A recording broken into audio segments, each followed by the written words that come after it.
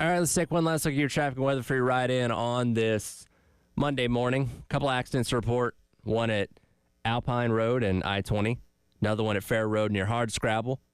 I-20 westbound at Fair Road. I-20 westbound before Highway 378.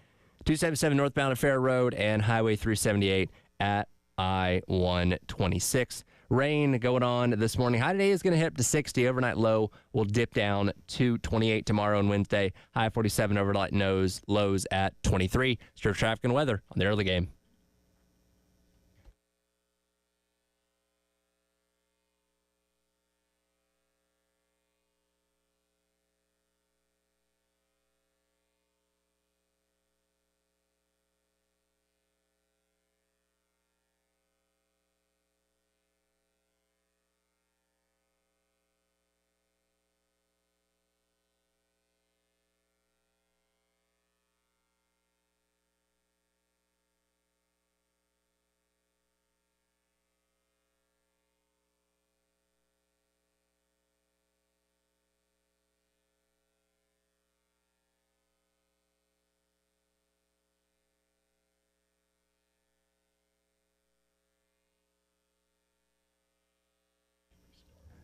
Nine o'clock on your Monday morning.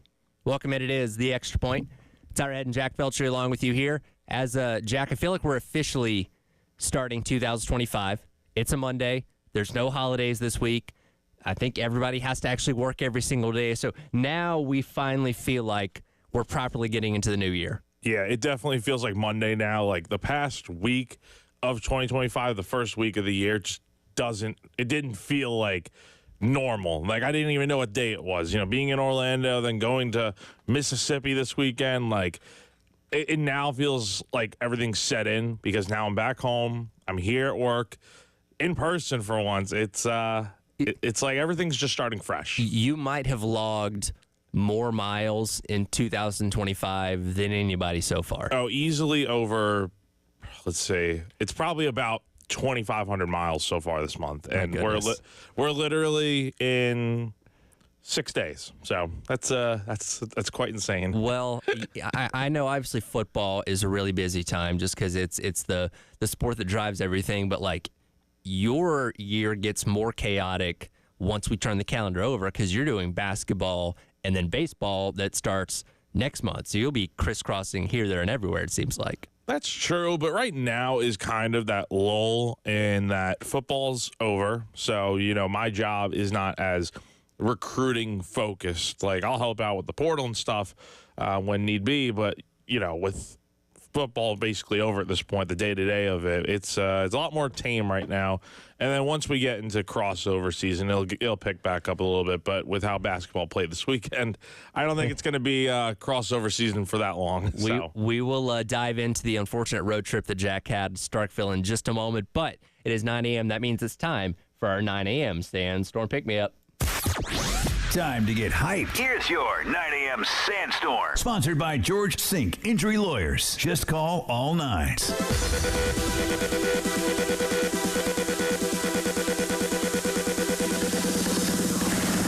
It is time for your 9 a.m. Sandstorm Pick-Me-Up, brought to you by South Carolina's largest injury law firm, George Sink Injury Lawyers. If you've been hurt in the car or at work, call George Sink now at 803 all nines. As we alluded to a moment ago, can't put it off any longer.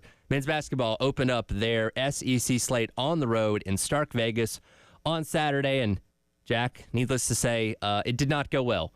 85-50 the final score, and I really don't even think it was that close. No, it was over within minutes. Like, it was just terrible. Like, there's no way to put it. I wish I could be nicer about it, but it was a god-awful performance. I mean, that's the worst I've seen South Carolina men's basketball play since my time on the beat. And trust me, I've seen some bad games before. 2 years ago at the 11-win season, that was rough. And then, you know, last year, it was in a great year. They still lost really bad to Auburn, not once but twice. I had to go to Auburn, and I got a flat tire. I remember that. Yeah, after Auburn walloped South Carolina by 40 points. So I've seen the bad with this team. Saturday was really rough, not just for the fact they lost by 35 points, but they just didn't show any sign of life. Like, the fact that your head coach after the game has to literally come out and say that he felt like you guys didn't show enough fight in the game, that's a real concern, and it's only the first game of SEC play. So you hope things turn around, but, like, I just don't know where you can because there's so many other problems right now with this team. Well, let's hear a little bit from what Coach Paris did have to say after the game on Saturday. Here's him kind of not really understanding any reason why they had the performance they had. So, I don't know. We didn't play well. I looked at our game last year at Mississippi State. The opener was at our place, and we were atrocious. We were atrocious offensively. Stagnant. Just made enough plays, but we also went into halftime with a lead. So it was a real struggle. I don't know. If you ask Chris Jans if they changed dramatically what they did against him last year when he played really well in here. It just he had a poor game. And amongst others, we had some other guys too.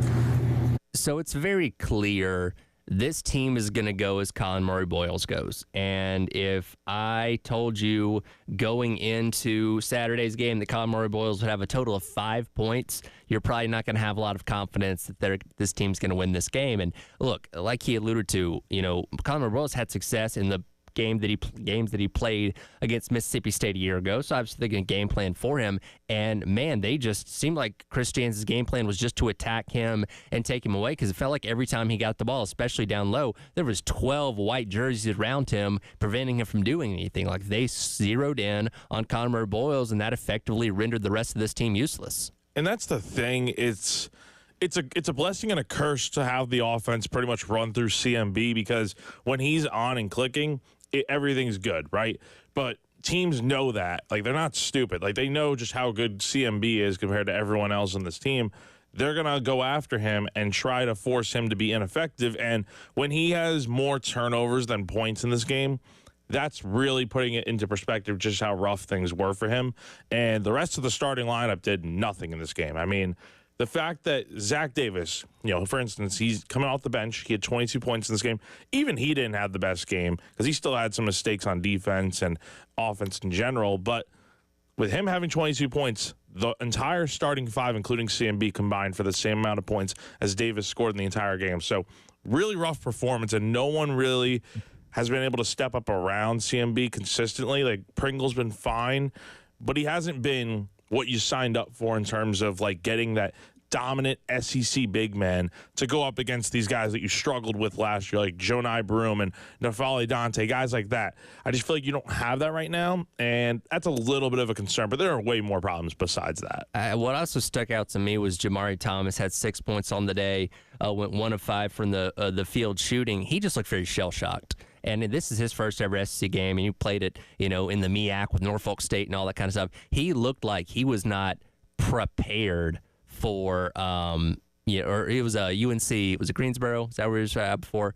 Let's see. Yeah, he was. Yeah, I think so, yeah. Either way, played in the MEAC. Well, I forget where he was from. Norfolk State. Norfolk State. It was Norfolk State. Okay, I was right the first time. But he was getting shots blocked. He just looked like he was not prepared for the level of basketball that he was going up against in that Mississippi State team. And again, when you look at the numbers, it kind of reflects that. And that was kind of the case for everybody, it seemed like. But for somebody like Jamari Thomas, who had never experienced an SEC game, he certainly seemed to have gotten a bit of a wake-up call on Saturday. It was just, he would drive up to the basket and immediately get stuffed. I mean, he would get blocked at the rim. It was just like, I don't even know. You just throw. It's like a kid going up to the rim trying to throw the ball up, and an adult stands in the way and just swats the ball into the stands. It kind of just felt like that. And look, Jamari's a good player, but he hasn't lived up to the expectations people had for him. Because keep in mind, he's replacing not just one guard but two guards in Meechie Johnson and Talon Cooper. And when you try to blend together the floor generalness of Cooper and the shot and scoring ability of Meechie Johnson, and you try to put it all together, that's tough, because I feel like you have to pick one or the other with this guy, but you don't have the others around him that can be that scoring threat consistently. And, Paris alluded to it a lot in his post-game presser. Clunky, just not really playing with effort, playing with passion, which has kind of been the problem with this team so far this year. Go back to that first game loss against North Florida. He questioned the effort. He questioned the passion that team had. They seem to have turned it around in the game since then, but they closed out the non-conference slate with those games against Radford and Presbyterian that overall weren't all that convincing wins. They won those games, but they had to do it, comeback fashion, for the most part. And that worried me to a degree going into conference play. And you can say, okay, well, it was around the holidays, and there was breaks and all that kind of stuff, but still, they didn't exactly ride in with the hugest wave of momentum, despite the fact they beat Clemson a couple weeks ago, and now that kind of carried over seemingly. And look, it's not going to get any easier, which we'll get into in a moment, but man, that was a brutal way to start the conference slate. The worst, which go back to year one, they lost to Vanderbilt in the first conference game. Tight game, so not detrimental by any means. Last year, you beat Mississippi State to open up conference play. So the worst conference start for Lamont Paris in his 3 years here by far, obviously. Easily. That was just a game that you knew South Carolina wasn't winning as soon as Josh Hubbard hit those 2 threes. I was like, yeah, this is how it's going to go today. And it just, I don't know. I mean, look, it gets tougher from here with Alabama coming into town on Wednesday and then Auburn. I mean, there's a real chance you're in an 0-3 hole to start the SEC slate, and it's only going to get tougher with what I think 7 more quad 1 games after that. It's just a tough slate, and the SEC is just really, really good this year, and South Carolina just doesn't look up to snuff compared to these teams. Here's Coach Paris talking about the urgency of having 2 top 5 teams on your slate coming up next. My urgency is the same for every single game. Every single game. This is an 18-hole story. It's an 18-game story. And at some point you'll look back and say this is what we did or this is not what we did, right? So I don't think there's one bit more urgency than had we lost by 1 or had we won by 7. For me, as the coach, there's not one bit more urgency. It's a good team. It's the next game. We're as motivated to be 1-1 in the conference after the next game at the same level of motivation that we would have to be 2-0 had we been 1-0 after today. So no extra urgency.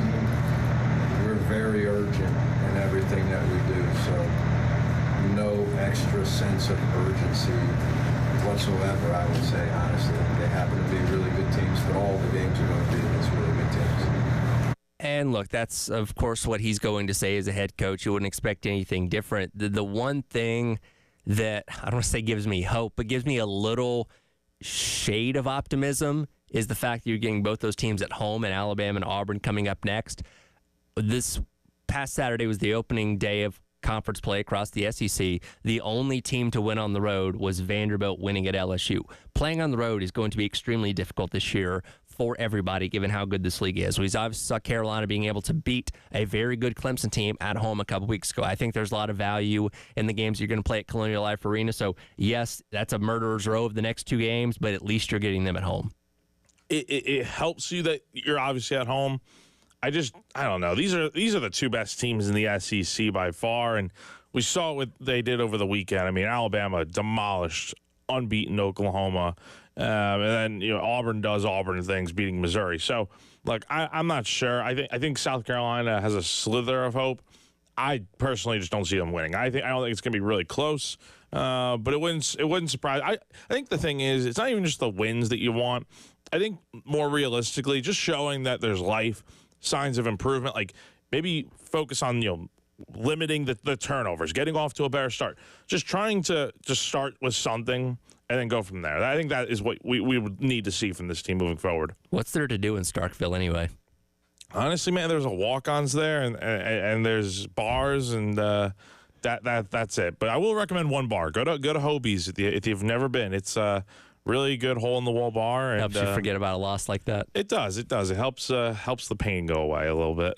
Well, that was obviously not a great way for men's basketball to start off their conference slate. That next game coming up against Alabama on Wednesday. Pregame coverage starting at 6:30 for 7 o'clock tip right here on the game in Columbia and 100.3 the game in Myrtle Beach as well. Football has obviously come to an end for the Carolina Gamecocks, but news is always aplenty when it comes to the gridiron. We'll hit some of those headlines coming up next. It is the Extra Point, Tyler Head and Jack Veltri on your Monday here on the game.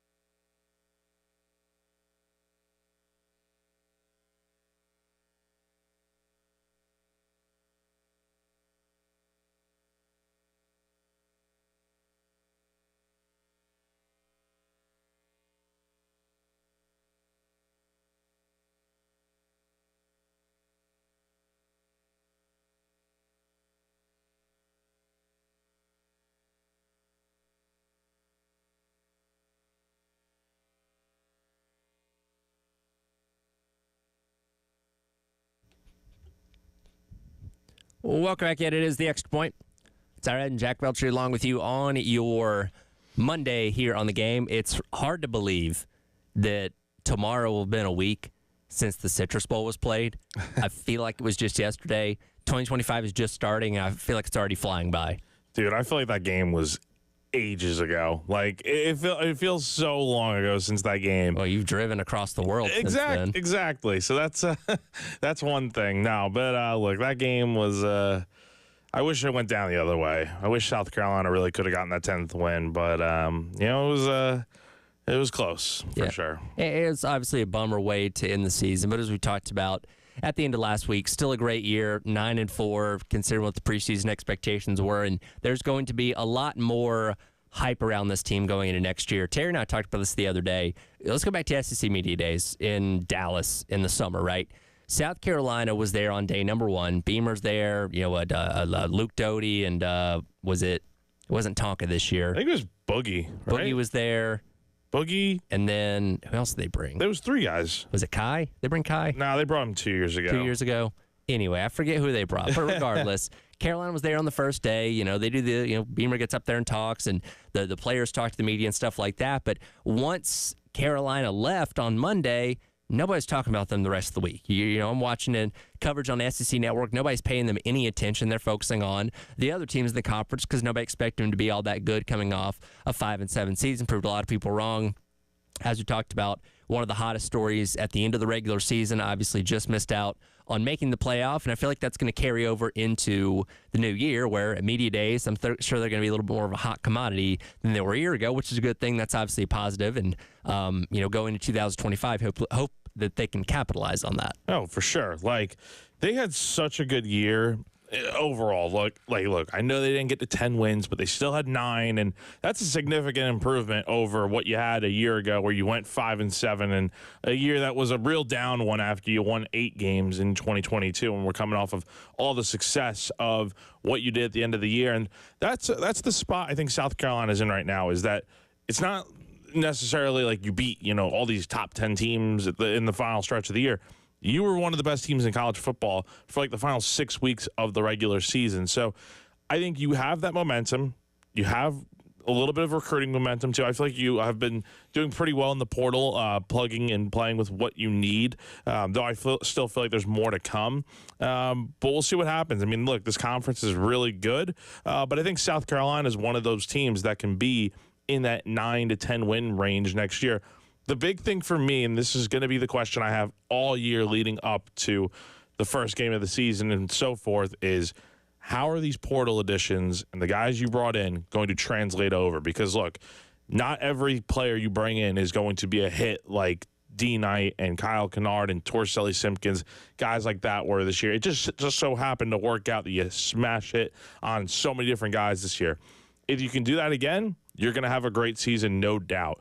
But I question what happens if those guys that you bring in aren't exactly, difference makers as much as those guys were. Well, and that's something that unfortunately we're just not going to know until the season gets here. Now, Carolina's not exactly gotten anybody from the portal as of yet that has a super high level of production at their previous stop. Jordan Dingle had some decent success at Kentucky a few years ago, and he's somebody that we don't necessarily, I don't know if you expect him to be the number 1 tight end, just kind of a guy that's going to be in the mix there. So, again, there's a lot of things we're not going to know until the next season actually starts, but just as important as getting guys out of the transfer portal is retaining talent as well, and I think that kind of goes under the radar in a lot of degree when we talk about the offseason movement. And this past weekend, Nick Harbor officially, signed his new deal at the end with Garnet Trust to come back for another season.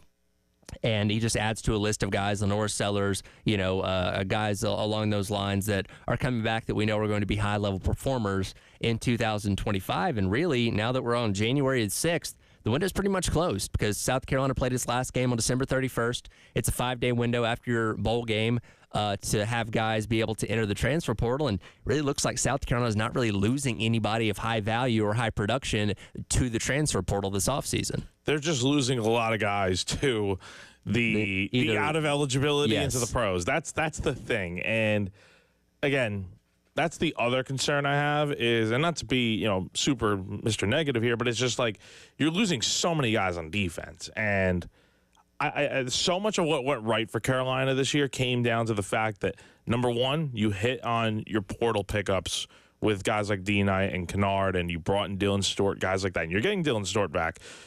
But you also had so many guys retained with eligibility. Like, you brought a ton of veterans back. And now you're going to lose a lot of those guys. And we'll see what happens with a guy like Bam Martin Scott, and if he gets cleared to come back with the JUCO situation and all that. You'll get some of your secondary back, as we know, with DQ Smith coming back and Jalen Kilgore, guys like that. So that's all good.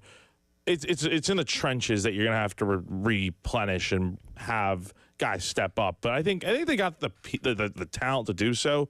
It's just, we'll see what happens. But I trust his coaching staff with their evaluations and recruiting and all that, and what T-Rob, Torian Gray, Sterling Lucas, Clayton White, guys like that, what they can get out of this defense. And going back to Harbor for a minute, he's somebody that obviously has a lot of eyes on him, given the fact he's a 5-star and, was the fastest guy in college football, 25 and all that kind of stuff.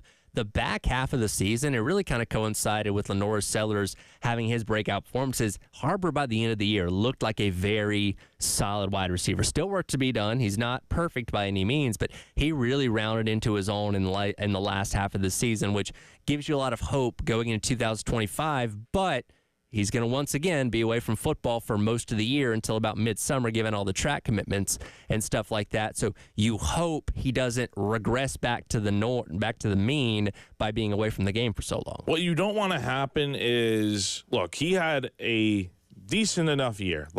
His stats will tell you, he was way more productive than he was his freshman year. And I think he honestly, look at the numbers, pretty sure just behind Josh Simon, he's the second highest in receptions and all that. So he really came on in the second half of the year.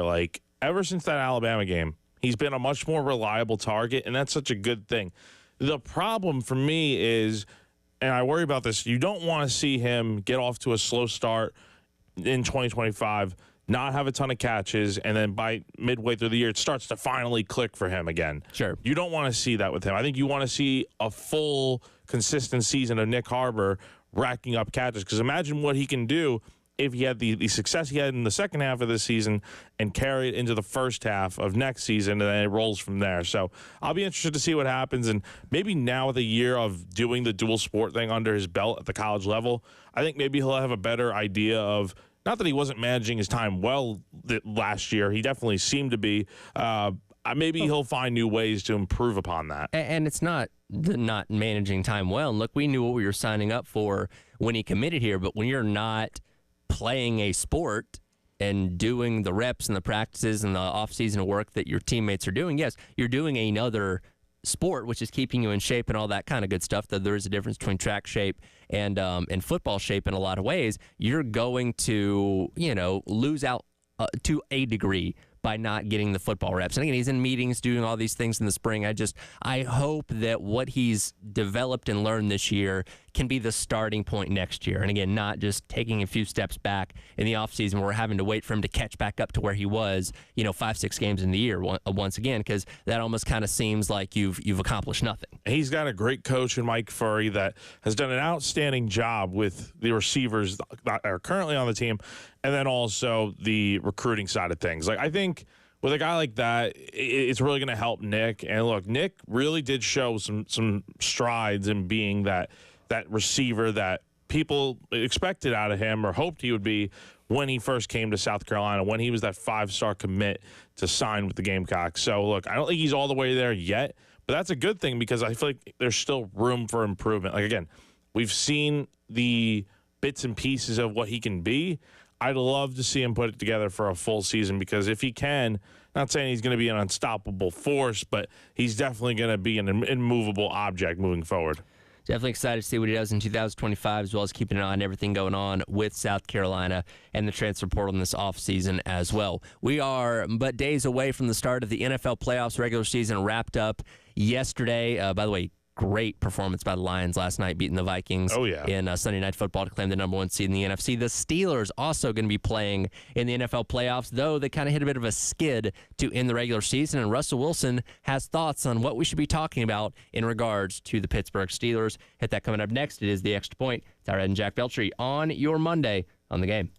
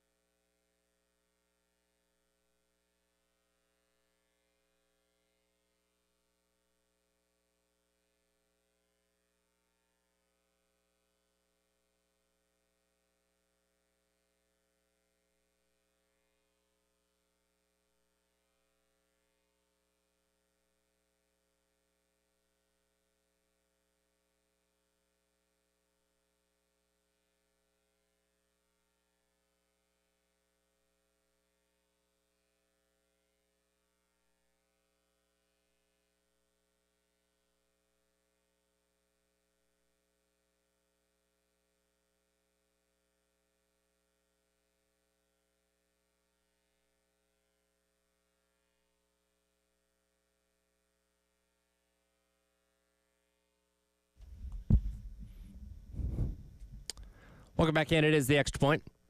Tyler Ed and Jack Belcher along with you here on your Monday on the Game.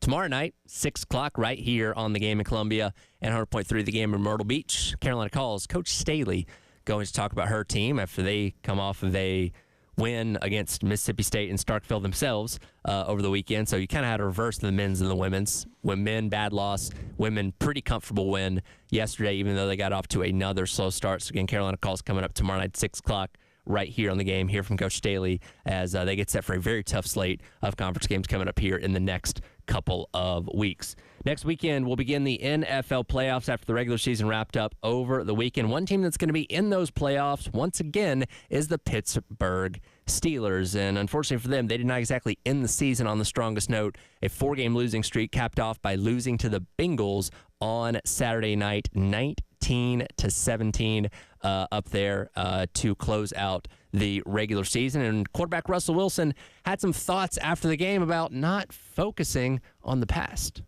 I don't really want to talk about the past just because I think, we've been in that for a little bit here. I think the best thing we can do is get ready for the playoffs. It's a new season.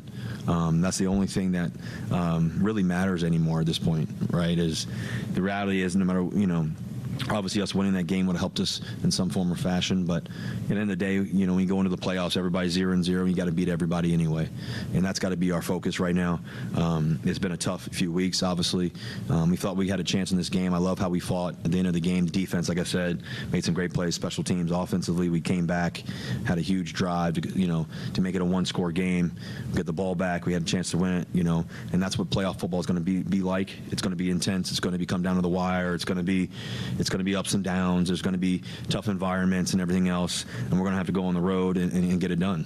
And that's really the only thing that matters right now, is us being able to adjust and think about that and be prepared for that, because really, it's one and done. And you and I were talking about this a little bit yesterday, and I think we see this a little bit differently. And I get where Russell Wilson's coming from of, yes, the only thing that matters going forward now is what happens in the playoffs, and you're in a elimination mode each and every week. But you can't just ignore what's happened in these past 4 weeks, losing to the Eagles, losing to the Ravens, losing to the Chiefs, and then losing the Bengals, where you scored an average of 14 points across all those games. You yourself, Russell Wilson, have not been playing well. And for those that didn't see it, he had a terrible 2-minute drill at the end of the game where with only one timeout left, instead of throwing the ball out of bounds, took a 3-yard run, followed up by a 5-yard sack to further hurt the Steelers, in addition to throwing some terrible passes in that game as well. They're not playing good football right now, and I don't think you can just completely ignore that. You mentioned that 3-yard run he had. I was watching the game and just seeing that. He lowers his shoulder like he's trying to fight he's fighting for extra yards. Why aren't you going out of bounds? Like, you have the one timeout left, and then you don't even call the timeout. It's just... And that was at the 42. Yes. What's the benefit? Go out of bounds, dude. Like, get out of bounds however you can. It's like you intended to just try to lower your shoulder, play hero ball, I guess, for a second. Congrats. And then you get sacked right after that, and you have to bring your timeout. And that's just... I don't know. That was a rough game for the Steelers, and... look, the Bengals have been playing good football, and obviously they're not going to the postseason, but they made a heck of an effort to get there. They made a heck of an effort. I wish Joe Burrow would have a better team around him earlier in the year. But, yeah, look, you can't necessarily ignore the past because, look, you're playing pretty much besides the Bengals, all playoff teams, heck, all Super Bowl contenders, because you lost to the Eagles, lost to the Ravens, lost to the Chiefs before the Bengals. Those are all 3 teams that are going to be fighting to go to the Super Bowl this year, and why not try to learn from those games?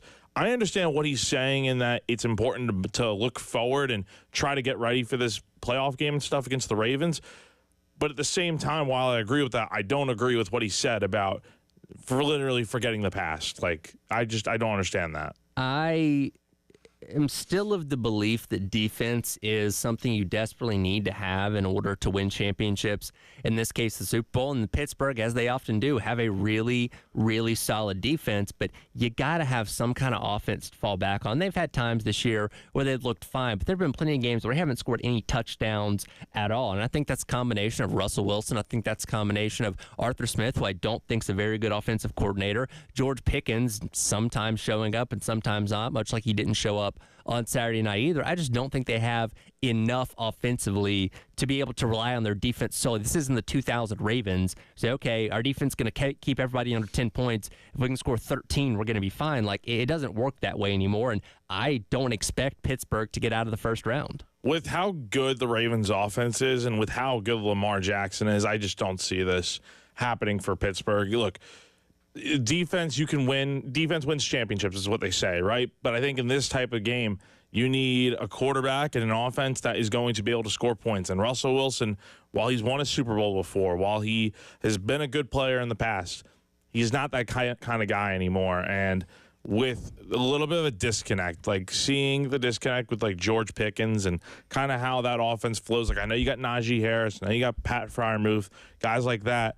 I just don't think this offense is very consistent, very good. And we've seen that over the last few weeks here where you're not scoring a ton. And when you're scoring less than 20 points a game, that's going to be really tough to win, especially against a team like the Ravens that is your biggest rival and definitely can go out there and score a lot of points against this defense. Do you know the last time the Steelers won a playoff game? Trying to think. I mean, it's been at least since the mid-2010s. I don't know. Did they beat the? I don't know. Honestly, January 2017, they beat the pre-Mahomes Chiefs in the divisional round, 18-16, and then lost to the Patriots by 21 points.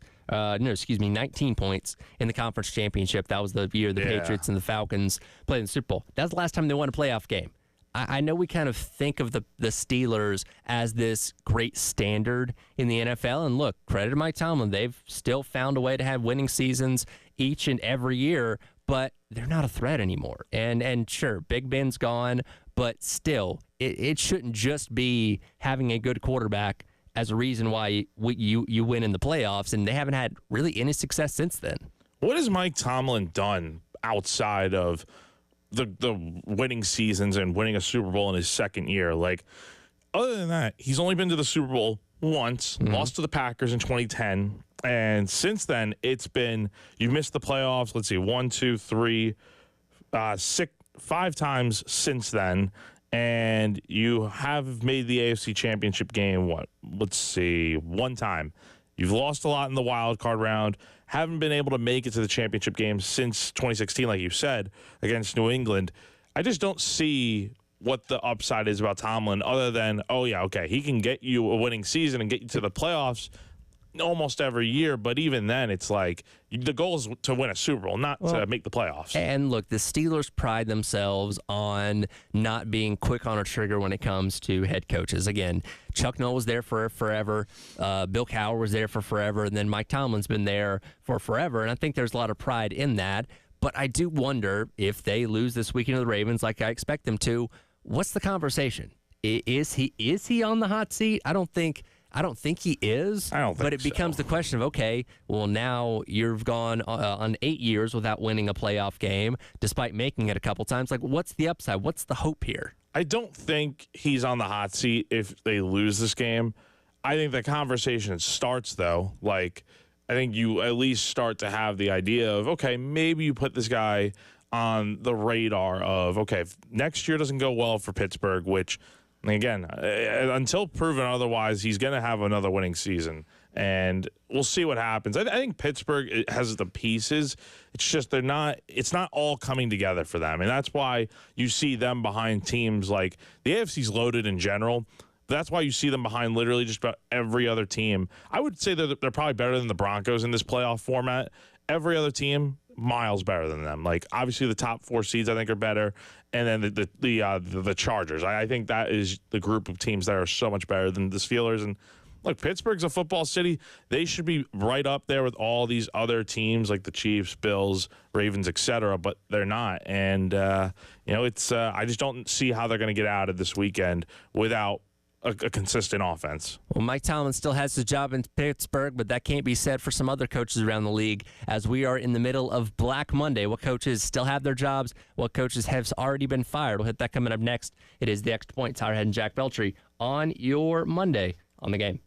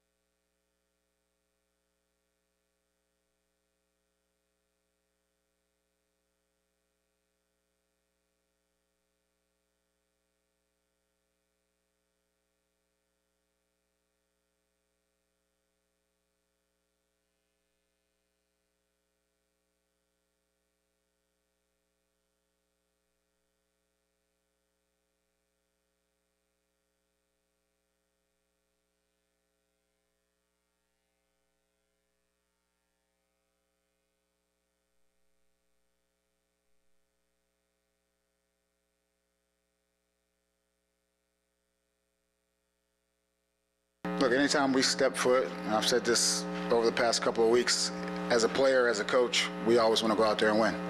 Welcome back in. It is the Extra Point.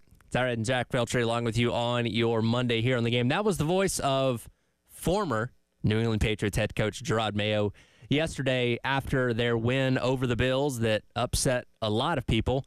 As he said, when they step out on the field, they intend to win. And, well, they did just that. And unfortunately for him, that cost him his job. And it also cost the Patriots the number 1 pick in the draft because they went into the weekend with only 3 wins.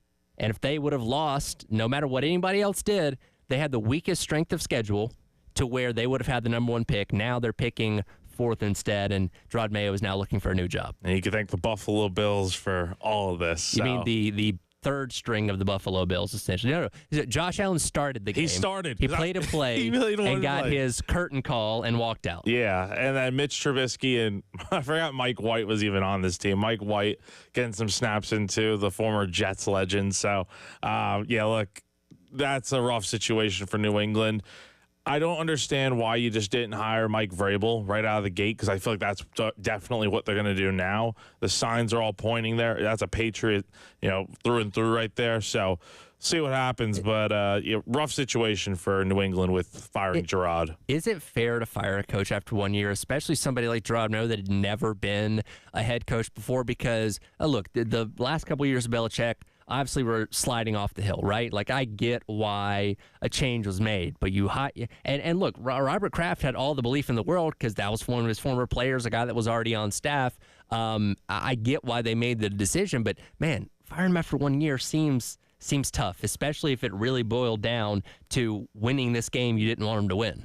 If it comes down to the fact they just want to hire Vrabel or someone else right now, like they know they want that guy, sure, I get it. Like, if your guy's out there that you would rather have, I understand it. But I think it's the wrong move to fire a coach after 1 year, especially, being the guy that replaces Belichick. Like, you got to give it time. But I understand. If you think there's someone else better out there, by all means, go for it. It's crazy to think that for the past 25 years, the Patriots were kind of the model of consistency when it came to their head coach. Bill Belichick, taking the helm basically at the turn of the century and stayed there until last year. And now going into 2025, you're going to have your third different head coach in as many years. It's crazy. It's crazy how much things have changed, the Patriot way and all this and that.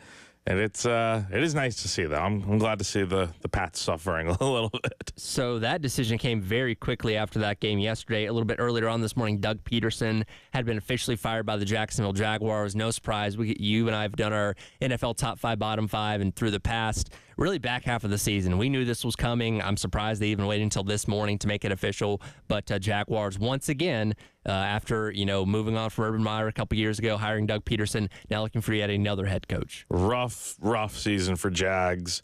I just, look, they have a lot of talent out there in Jacksonville, and obviously they underperformed. And this is a team that, was not far removed from going to the playoffs recently. I think this is a team that, with a quarterback that you just paid a boatload of money, got to get the right guy in there. I don't know what you do. I don't know if you go with a more defensive-minded coach or an offensive guy. You got to get this hire right, especially in a division like the AFC South where you could definitely turn it around in a year and be right back in the playoffs. Got to get this hire right. But, this was an expected move for sure. And something that I think surprised a lot of people, the New York Giants have decided to retain Brian Daboll after the disaster of season that they had. And again, we're talking about coaches that we thought were going to be on the chopping block. It seemed like he was definitely on his way out, but they've decided to give him another year. And Joe Shane, too. So they retained their coach and GM going into next year. And look, the Giants were abysmal this year. There's no way around it. And this is, Daboll's like third season, I think, with the Giants at this point? It'll be fourth. Yeah, 25 will be the fourth. So 25 will be the fourth, but he just completed his third season. Yes. Same with the GM. So it's been a rough go of it for the Giants. Like, they made the playoffs that 1 year where they lost in the divisional round to the Vikings. Which that was his first year. That was their first. Sorry, they beat the Vikings. That was their first playoff win since the Super Bowl. Yeah, and then they lost to the Eagles the next week. Sorry, I got that mixed up.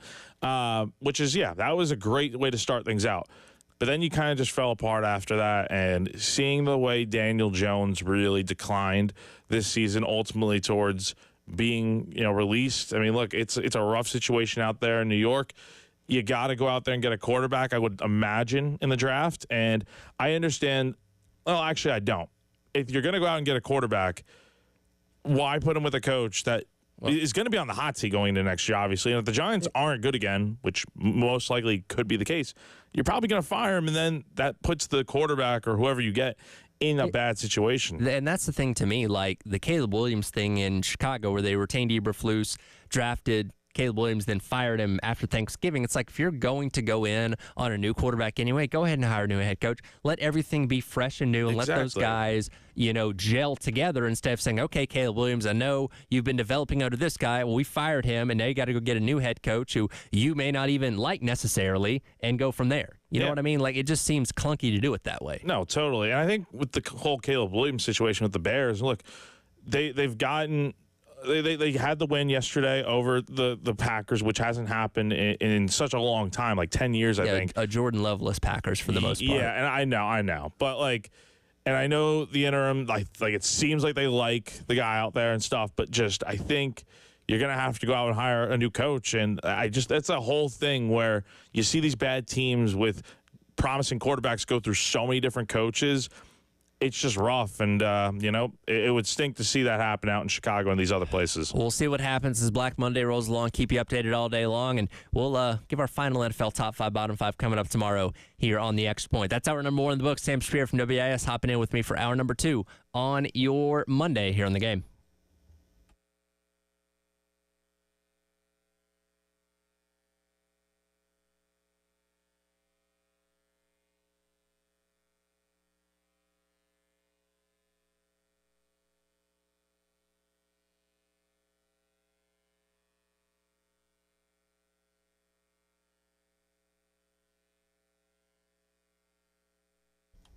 Tyler Head once again telling you about our friends over at Canty Foundation Specialists. Tell you about it all the time, but I'll remind you once again, start to notice some weird things happening around your home that are a little bit abnormal. You could have some serious foundation problems. Those things include cracks in your exterior brick, cracks in walls or above windows and door frames, doors or windows that might be sticking, uneven or bouncy floors, or cracks over your garage door. Again, any of these problems going on around your home, they could be serious foundation issues. That's where our friends over at Canty Foundation Specialists come in. Go online to schedule an appointment today at cantycanfixit.com. They'll send a professional out to your home to evaluate what's going on with your foundation and get it fixed right so you and your family can live comfortably going forward. Again, go online to schedule an appointment today at cantycanfixit.com for our friends over at Canty Foundation Specialists.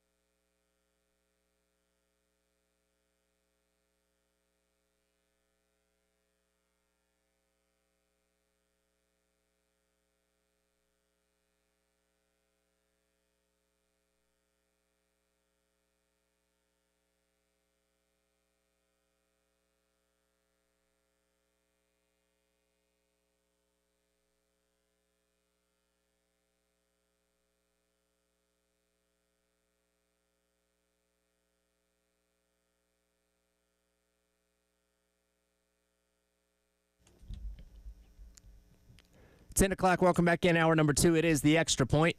It's our head along with you. Sam Shapiro from WIS hanging out with me as he does each and every Monday. And as we get the show rolling, we'll dive into some Gamecock football here in a moment. But for those that did not see, Sam got to do a really cool piece on our guy Gamecock Larry at the end of the year. It played a few times last week. You can go and find it on WISTV.com.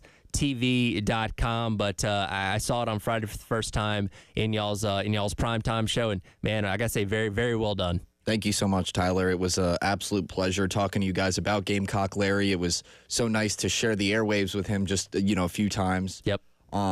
But I think the best part was Gamecock Larry's family sharing his story with me, telling me about his military career as well. So thank him for his service and thank his family for, sharing his life and legacy with me. Well, I told you the first time you were on here and you called in that you were properly initiated here. Once Gamecock Larry gave you the thumbs up of approval, like you're officially part of this now. Yeah, no, it was very humbling just to get that kind of nod from a super fan like him. So it was an honor to tell his story. And again, you can find that on WISTV.com, the piece as well as the story of remembering Gamecock Larry. Again, has all of us in there to some degree, and an interview with his daughter as well. That's really good if you want to check that out for another way to remember our friend Gamecock Larry. So with the holidays and everything, it's been a few weeks since you've really been able to get in here and chop things up. Of course, last Tuesday, season came to an end for South Carolina with the 21-17 loss in the Citrus Bowl to Illinois. This was your first year experiencing Carolina football this up close and personal, and I'm intrigued kind of your thoughts on what you got to see viewing it from this lens this year. Well, it was very I'm glad that my optimistic hot take in the beginning of the year kind of shined through a little bit. I know we were talking about Old Dominion in the beginning of the year, and we had kind of previously talked in the beginning of the year that it might kind of look like a 6 or 7 game season, but I was fairly optimistic it would hopefully not look that way. I was hoping that we would, kind of squeeze out more. I was hoping for 10 wins. I know that's a bit optimistic. Hey, I mean, right there. Sorry if Gamecock Larry was rubbing off on me a little bit, but 9 wins. I just liked how they surprised everybody. Sure. I like how they came out. I think everybody would also argue that too, but it was just very. It was nice kind of seeing how, Beamer's kind of has a couple seasons with the Gamecocks under his belt now, and kind of being introduced to this team in such a high-powered conference. Now that he's kind of got his feet wet with this program was kind of a nice treat to get introduced to the program too. Well, and that's something that was big for me this season, particularly when you talk about Coach Beamer, because in the first 3 years, you had a little mix of both. You had the first year, you overachieved, you won 7 games, won a bowl game. Year 2, great season, 2 big upsets at the end of the year and surprised a lot of people. Then year 3, you had a disappointing year, 5-7, missed a bowl game.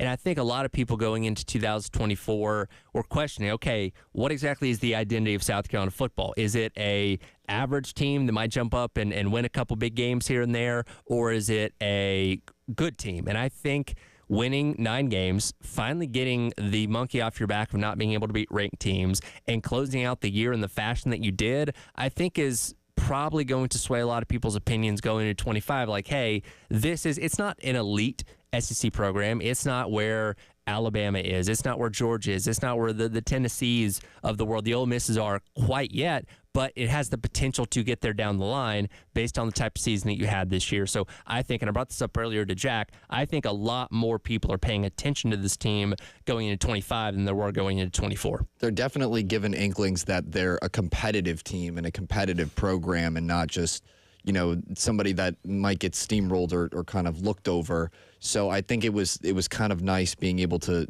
come into that. And I know we were kind of talking about, there's a lot of potential talent that could be great, but might, we don't know for sure how it's going to kind of pan out yet. And I mean, the quarterback Sellers has kind of developed into how the line kind of meshed together, and even just the offense as a whole. I mean, that 6-7 game stretch where they were beating multiple ranked teams was just it was nice to kind of see that come to fruition at the right time in the season. It's funny, on Friday I went back and I dug through old text messages because we have our Firehouse Subs text line, and I can go back and see specific dates on when things were sent in. And I went back and pulled a bunch of text from that first reaction Monday after the Old Dominion game, which Carolina won, but it wasn't a pretty win. Everybody was down. And there were people that were speculating everything from Sellers isn't the right answer to we're not going to win a conference game to this team doesn't look like they belong in the SEC and all that kind of stuff. And I didn't do that from the purposes of trying to tell people, oh, your take was stupid or you were wrong, because we all felt that way. And maybe Gamma was the only one that wasn't feeling that way, but we all felt, man, this is going to be a really rough season. And through those first couple weeks, there was a lot of highs and lows. Yeah, you nearly beat LSU, and if controversial calls don't happen, you probably do. And if Sellers doesn't get hurt in the first half of that game, you probably do. You get steamrolled by Ole Miss. You come so close to beating Alabama on the road in Tuscaloosa, and then you finally clicked into gear in the back half of the season. So it's so interesting to look at where we were at the beginning, and we know the identity of Beamer teams, for whatever reason, is playing their best football at the end of the season compared to where you are at the end of the year. It's a night and day difference. And again, if you would have told anybody on that first Monday after the Old Dominion game, you're going to win 9 games, be playing in the Citrus Bowl, I don't think anybody would have believed you.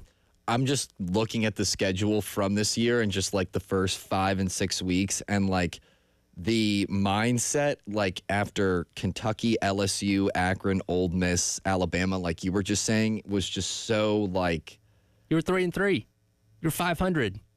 Just this Oklahoma, Texas A&M, Vanderbilt, Missouri stretch is like, it completely changed the tide of the season. It completely changed the belief in how the season was going, how it was going to end, and how these pieces ultimately were going to develop with this football program. And it's really been honestly a nice treat. Yeah, and look, one of the hottest stories of college football in the last 6 weeks of the regular season. Didn't make the college football playoff. A lot of people thought you should. Now, again, when you lose a Citrus Bowl, that doesn't help your argument at all. But still, you were one of the better teams in the back half of the season that nobody wanted to see on their schedule. And again, a lot's going to change in the offseason with portal and guys coming in, guys going out. So I don't know what this team's going to look like when the fall rolls around 2025. You're going to be losing a lot of good production from this team. But I have the optimistic mindset that you're going to hopefully be somewhere close to what you were this year. And what's nice is also that I just think it was like now they're kind of being looked under this a much bigger national scope. I feel like in the beginning, like towards the end of the season, you had them in the conversation about the college football playoffs. You had them being talked about on ESPN constantly. Lenora Sellers somehow was in the hypothetical next year for Heisman conversation already. So just even putting those food for thoughts out there on a national scale, just like you were kind of saying, South Carolina is going to be under a much bigger magnifying glass going into next year just because of how this year ended. Yeah. Had the entire off season to talk about all that as we are like 230 some odd days away from the 2025 season kicking off, but who's counting? We'll continue to count down as the season goes along. Favorite player that you got to see this year? Anybody, and there's a lot of candidates, anybody that sticks out to you specifically as number one? You know, I'm very excited. I wouldn't necessarily say maybe in the wide receiver room, he was probably one of the number one options. I'm so excited to see Nick Harbor next year. I think towards the end of this season, he started to become one of the main options, especially as a deep ball threat. And being like, 6'5", 230, he's going to be an insane threat with Sellers next year when they both have, when he's, I believe, a junior and Sellers a redshirt sophomore. But I can't wait to see them click in the back of the end zone again next year. It really looked like he rounded into form and really kind of coincided with Sellers' emergence in those last 6 games of the regular season to where he looked like a true receiving threat. Had the most catches of the entire year in the Citrus Bowl the other day. Second most yards of the season was 61, had 69 yards against Missouri, but he became a reliable target. And we knew, you weren't here when he committed 2 years ago now, but we knew coming in he was a two-sport athlete. He's going to focus on track in the offseason, and he's going to play football in the fall. We knew what the deal was, but playing a spot like wide receiver, that's tough because of the development aspect. And he did not develop the way people thought he was going to in year number one. And through the first half of this year, he's doing okay, but it wasn't consistent. He was finally started to hit his stride in the last half of the year, and that gives me a lot of excitement. I just hope, and I said this to Jack in the last hour, he doesn't regress by going back to track in the spring and then coming into football again halfway through the summer next year like he did this year. It's a matter of, I guess, protecting your hamstrings and keeping your quads strong. I mean, that'll at least help with his speed in terms of the track aspect. But Football shape is a little different than track shape. oh, absolutely, absolutely. And you know that very well. Yeah. Well, I can tell you one thing: I definitely would not be a football player, but definitely different. It's a totally different ball game. I think it's cool that he's also a track athlete because, I mean, being 6'5", 230 and having that kind of twitch speed, you could beat a guy off the line so much easier just from running. Listen. Those extra 40s, those extra 60s. Watching him run track, and they show the videos like during the game sometimes, it's comical because somebody that big shouldn't be able to move that fast, but he does because you look at some of the guys he's racing against, they're half his size in terms of like bulk. And he's still moving that fast. I mean, at that frame, he's knocking over the strong safeties. The strong safeties aren't knocking him over. So yeah, and he's bigger than most of the guys that are trying to tackle him, which is a great advantage. He just had needed to get the route running better, needed to get the catches better. The like body awareness on the sidelines, those kind of things that just come naturally with playing wide receiver for a long time, which he hasn't done a whole lot of. But again, you've seen the promise in the back half of the year, which hopefully translates over well into next year. We're not going to get to hear from you before the two semifinal games coming up this week, Notre Dame, Penn State on Thursday, then Ohio State and Texas. Your overall thoughts on what you've seen in the college football playoff so far and what we have lying ahead? I just think it's very interesting that all the teams that got a first-round bye found a way to lose. Yep. And I really want to see Penn State, Ohio State in the national title game. I think that would. So you want a Big Ten rematch? I want a Big Ten rematch, and I think they really just want clicks. That game, I think, out of any configuration you got right now, is going to generate so many people watching. So that's actually an interesting point that you bring up. I do this a lot with every year, pretty much with the MLB postseason, where you kind of project what's the best in the league, in the eyes of the league. What's the best World Series matchup and what's the worst? And a lot of that's predicated on media markets, like New York and LA playing each other in the World Series. Like you got 1 and 2. That is Rob Manfred's dream come true, because you got the top two media markets in the country going head-to-head, and the numbers obviously certainly reflect that. College football is a little different because it's not necessarily media markets. It's the quality of the team and the passion of the fan base itself. You got an interesting mix because, like, look, Ohio State, huge brand. Texas, huge brand. Notre Dame, huge brand. Penn State, big brand. I don't know if I'd quite put them at the same level as those other three in terms of, like, national brand recognition. They're not far off, but I would venture to think like a Notre Dame, Ohio State, or Notre Dame, Texas national championship from a pure like casual standpoint, because that's what these companies are looking for, right? Like diehard fans are going to watch regardless, but like if people hear, hey, Texas and Notre Dame are playing the national championship, they may not have watched a single college football game all year long, but they tune into that because that's two huge brands. Right. I personally like the Ohio State-Penn State rivalry on that stage just because of how good both teams have kind of developed into over the course of this year. So when you can always warrant a rivalry in a scale like that with two fan bases as radical as Ohio State and Penn State. Sure. They're both top 5 teams that could compete for the Natty. And then that team gets bragging rights. Whichever team wins that matchup is never going to let that go. And then I think because you have so many, there's so much more to lose for both of these teams, and I think that's why you have different crowds, different demographics that are invested in college football the way they are, because when you have everything to lose, whichever team loses that matchup is not going home and sleeping that night. Yeah. They're just not. Yeah. And I just think that is the beauty of college football, and it beats to the culture of what they're trying to sell, especially with a title game like that, so much more. Those games coming up on Thursday and Friday to decide who will play for the national championship coming up on Monday, January the 20th. We'll transition over to the hardwood coming up next. It was an interesting weekend, good and bad, out in Starkville for the women and with the women in basketball. That's coming up next. It is the Extra Point, Tyler Head, and Sam Spiro, WIS, hanging out with you on your Monday on the game.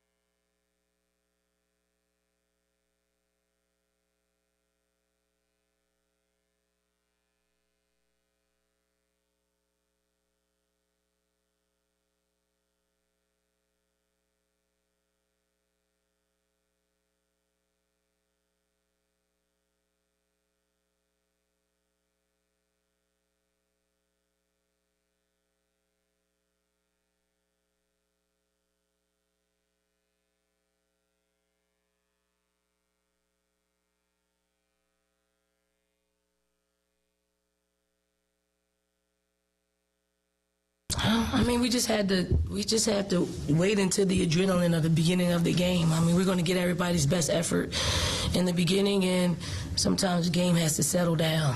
I mean, sometimes there's a substitution here or there, but most times it's just a great crowd, great team.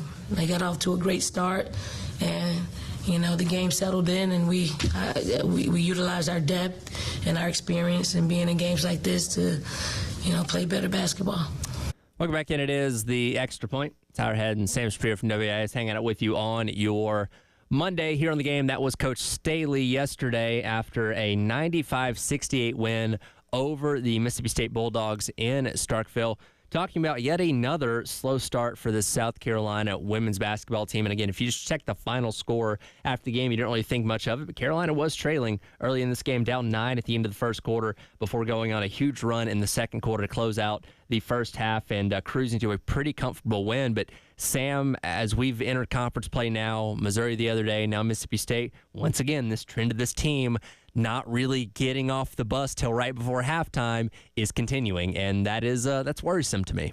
I mean, the only reason to me that it's worrisome is, you're looking at this team last year was 38-0, and they've only dropped one game so far, and quite honestly, they only lost that game because of just absolute lights-out shooting from UCLA, but I mean, it's definitely not the greatest look of all time coming out slow start in the first quarter, but I definitely think there's time throughout the season that can kind of get polished up on. Well, and it's something that they did through non-conference play as well, including that game against UCLA where they didn't really get off to a good start, but that team was so good, there was no chance to claw back in that game because they never really regressed.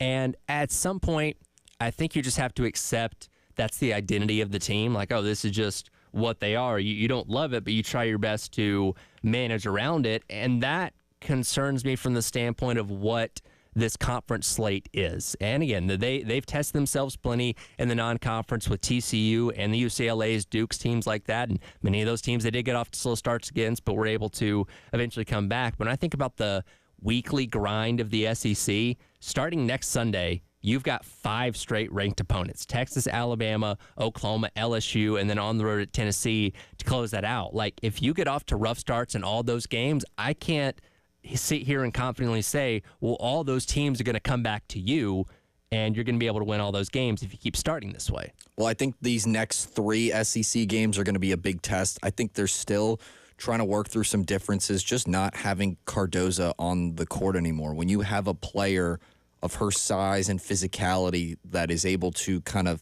help facilitate, the shooters around the shooters in the offense, but also, crash the boards as well. I mean, because they don't have, a player of that caliber just on the floor with them, I think it definitely creates a different tone kind of throughout the game. It's forced a lot of players, I think especially like Chloe Kitts and Joyce Edwards and a lot of the other forwards, to kind of step up and make up for, I guess, the lack of being able to crash the boards that she was able to provide. So I think they're still just kind of trying to gel without her a little bit more. Well, one player that is a leader when it comes to, or one of the leaders when it comes to crashing those boards, is Ashlyn Watkins, second on the teams in rebounds per game at 6.1, but she did leave yesterday's game early with a injury to apparently to her knee. Tweaked it coming down, landing after putting up a shot, and we don't have any official update. Coach Staley didn't give us any detail on that after the game, but it did sound like she didn't have to go to the hospital or anything like that. Got some treatment in the arena and will hopefully be back very soon. But again, as you get set to get into the thick of conference play, having one of your best players out is certainly a concern. Yeah, and initially when I saw the injury and they were helping her off the court, it didn't necessarily look great, but that was also in the moment too. It could be a lot better now, and considering they didn't need to take her to a local hospital and they were able to treat her in the arena is definitely a good sign. Yeah. Because anytime you got to transport somebody out, it's usually not great. And look, this team's no stranger to playing without her. They did that for basically the first half of non-conference play with her legal matters that were still pending. Obviously, those ended up getting dropped, and she returned to the team and pretty quickly got right back into the fold of playing at the level that we know that she can play out. And again, this injury doesn't seem too serious. But as we know, when you have one injury, that can compound to more injuries, and you hope that Ashton Watkins being in and out of the lineup is not a problem that you're going to have for the stretch run of this regular season. She's definitely a very tough player, and she's been battling through a lot of adversity so far this season. So I hope it's nothing too bad, and I hope she's doing okay. Yeah, we'll certainly have to see what happens. Tessa Johnson having a huge day coming off the bench on Sunday with 22 points there, helping South Carolina cruise to that comfortable victory after getting off to a little bit of a rough start. It was not the same case on Saturday afternoon for the men in action as they took on Mississippi State and lost that game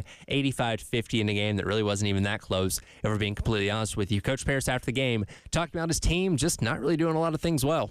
All right, I'll try to simplify it as much as I can. They did a lot of things well, and we didn't do very many things well at all. And just, we played poorly, I thought, in a lot of different ways, as shooters, as passers, as decision makers, a lot of facets. And so sometimes it's like that. This was the first SEC game for a couple of guys on our team that play heavy minutes. So welcome to the SEC. But we also have a lot of experienced guys that also didn't play great. So some of it, I don't want to take anything away from them. They played well. They did. And as you get a combination of one team playing well and one team not playing well, you're going to get a wide spread. And that's what it turned out to be. So, but they have a good team. They played really hard. They competed. They were tough. They attacked the rim. And then we at some point just didn't have the fight. You know, there are some games in basketball where you can just look at the box score and know immediately things went really wrong. If I told you before, if you didn't see this game and I told you South Carolina was 29% from the field, 10% from three, and then 69% from the free throw line, you probably could have figured out they weren't going to win this game, right?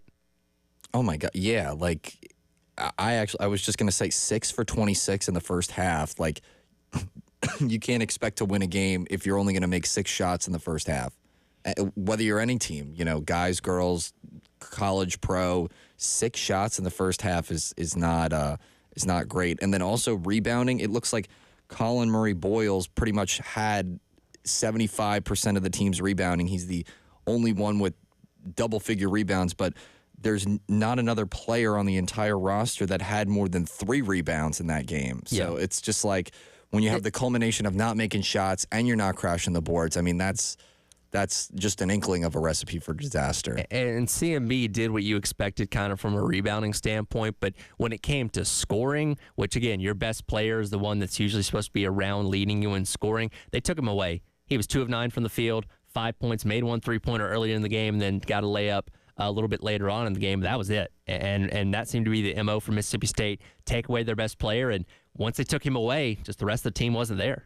And even to that point, like, Mississippi shot over 50% in that game, too. Like, they did play well. Yeah. So, I mean, it doesn't help when, again, you're only making 6 shots and one player is garnishing nearly a third of your rebounds. And then you're also shooting 56% from the field. I mean, it's kind of surprising they didn't almost... Yeah.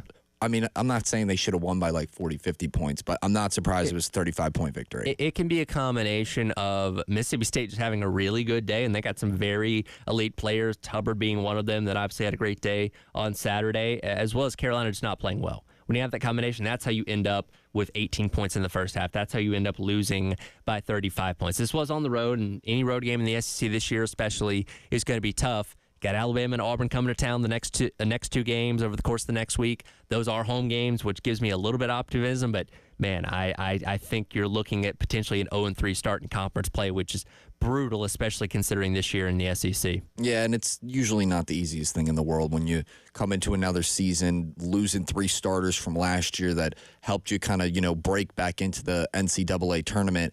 So I just think those 2 games are really going to at least help with this team trying to figure out what their identity is without those 3 starters going forward into the rest of January. Because once you hit February, you kind of have to have some of those kinks either worked out or starting to figure out how they're going to get worked out, because then March is just going to be a nightmare. Yeah, you'll be halfway through conference play at that point in time, and not much changes between then and the end of the regular season. Men's team in action coming up on Wednesday, taking on Alabama. Premium coverage starting at 6:30 for 7 o'clock tip right here on the Game. NFL playoffs coming up next weekend as the regular season came to a close last night. We'll take a look at the bracket and who our favorites are coming up next. It is the Extra Point. Tyler Head, Sam Shapiro, WIS on your Monday on the Game.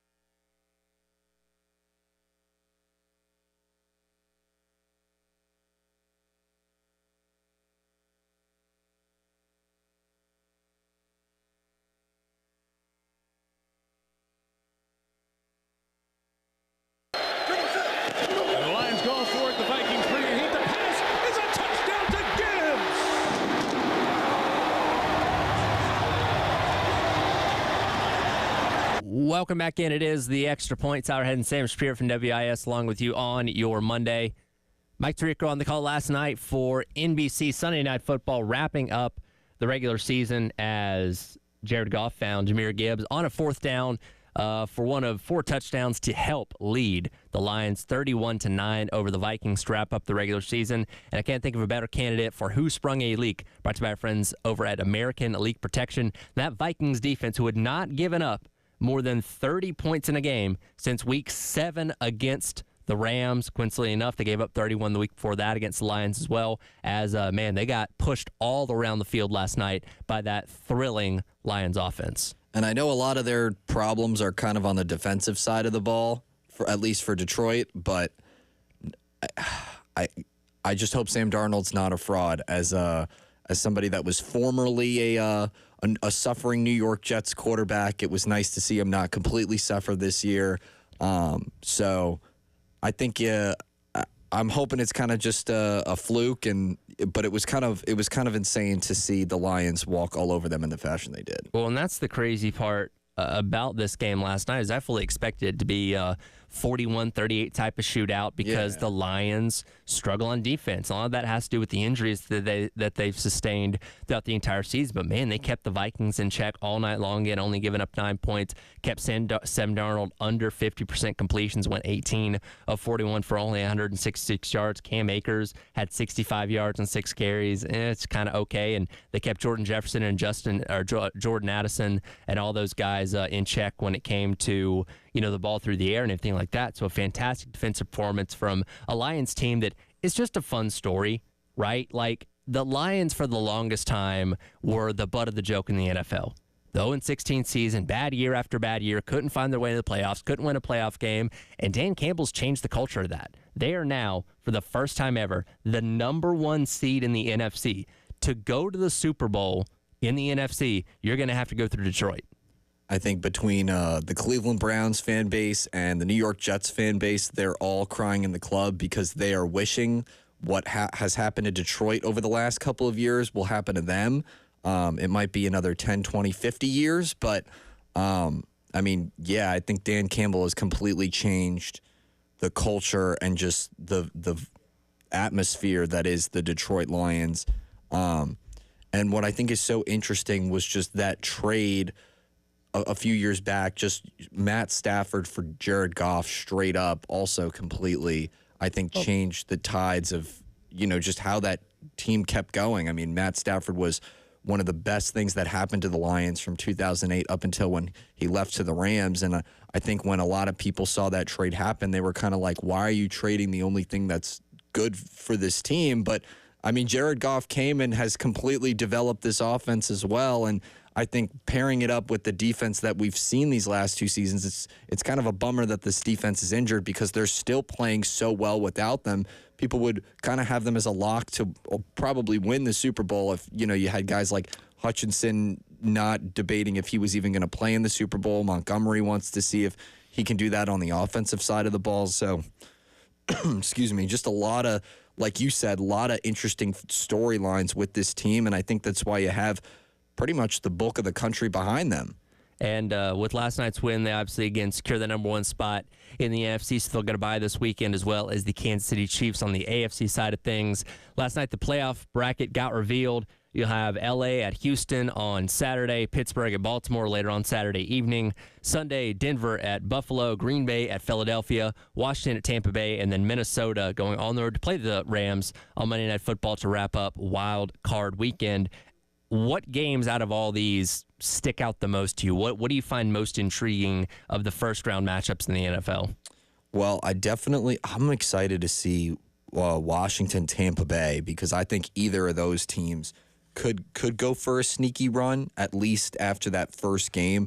I think they're both kind of, it's all going to depend on if Baker can kind of utilize the weapons that are going to be available to him, because if he can't, it might be interesting to see how Jaden Daniels kind of gets his feet wet. I know a lot of people are excited for Philly. I think a lot of people are expecting them to go far. Jalen Hurts, that revenge tour. A big one that I think 2 that are going to make the most noise in the AFC, Baltimore and Buffalo. I think Josh Allen's playing some of the best football in his career right now. on the ground and in the air, just complete dominant. But I love the 1-2 punch of Lamar Jackson and Derrick Henry in that backfield. I think you can stop one of them running, but then once you give the other one the ball, I think that defense is so tired. They just can't handle back-to-back plays of an elusive guy like Lamar and then a more ground-and-pound type runner like Derrick Henry. So I think Baltimore and Buffalo are going to be Kansas City's biggest threats, at least in the AFC. And then in terms of Detroit, I think Philly could give them a run for their money. But if Minnesota is not if Minnesota proves they're not frauds, and this weekend was kind of just a hoax, they could also give Detroit or Philadelphia a run for their money and late in the postseason too. So that's what I find the most intriguing about that Monday night matchup with the Vikings going to the Rams. The Rams are a team that a lot of people left for dead early on in the season. They went on the 5-game winning streak, really to close out the year. They played their backups yesterday and lost to the Seahawks. I'm not going to count that against them, but went on the 5-game stretch with their starters to close out the year, put themselves in position to win the NFC West and host that home playoff game. And again, Minnesota last night, very surprising given how they played the entire year. Was that just a exception to the rule, or is that who they're going to be going to the playoffs? I'm very interested to see, because that game's going to tell us a lot on Monday night. And what's scary, too, to that point is Minnesota kind of has a history of doing this. I mean, when they had Kirk Cousins and they had Dalvin Cook, they were a pretty, for the most part, consistently 11, 12-win team to kind of close out the year. And then we'd kind of see them, start the season, and they wouldn't really – I think at least this last postseason, right before Dalvin Cook left, I think they were – a pretty strong powerhouse in the NFC. They had a great defense, and they still kind of wet the bed a little bit. And if any team is warranted an upset, I think it's the Rams, just because you can never count out Stafford and Puka Nacua on a good day. So if anybody's going to give them a run for their money, I mean, they could just be digressing at the worst time. So right now, if I gave you the option of the field or the two teams with byes, that being obviously Detroit and Kansas City, to win the Super Bowl, who are you picking? The Chiefs always find a way to win, unfortunately. I don't think anybody in the NFC that isn't the Lions has like a hard, definitive case to really win. So I think it could be. I think it's very likely we could see a Lions-Chiefs Super Bowl. I agree with you. I think the Chiefs routinely find a way to win. Man, I don't know. I feel like this might be the year that Buffalo finally gets them. They could. Because again, they've owned them in the regular season. Once again this year, their only loss until yesterday when their backups played against Denver, their only real loss of the entire year. I don't know, man. And I get it. Going to Kansas City's tough. They won the game in Buffalo earlier on this year. But, man, I got a feeling about Buffalo this year. If they can get to that game, they got a good shot. They definitely have a great shot. If they can get by Kansas City, the only thing standing in their way is Baltimore, and I think Baltimore is definitely beatable. Baltimore's defense isn't great. Yeah, I was going to say that there's nothing about that defense that looks like they're going to put up a wall in front of Josh Allen.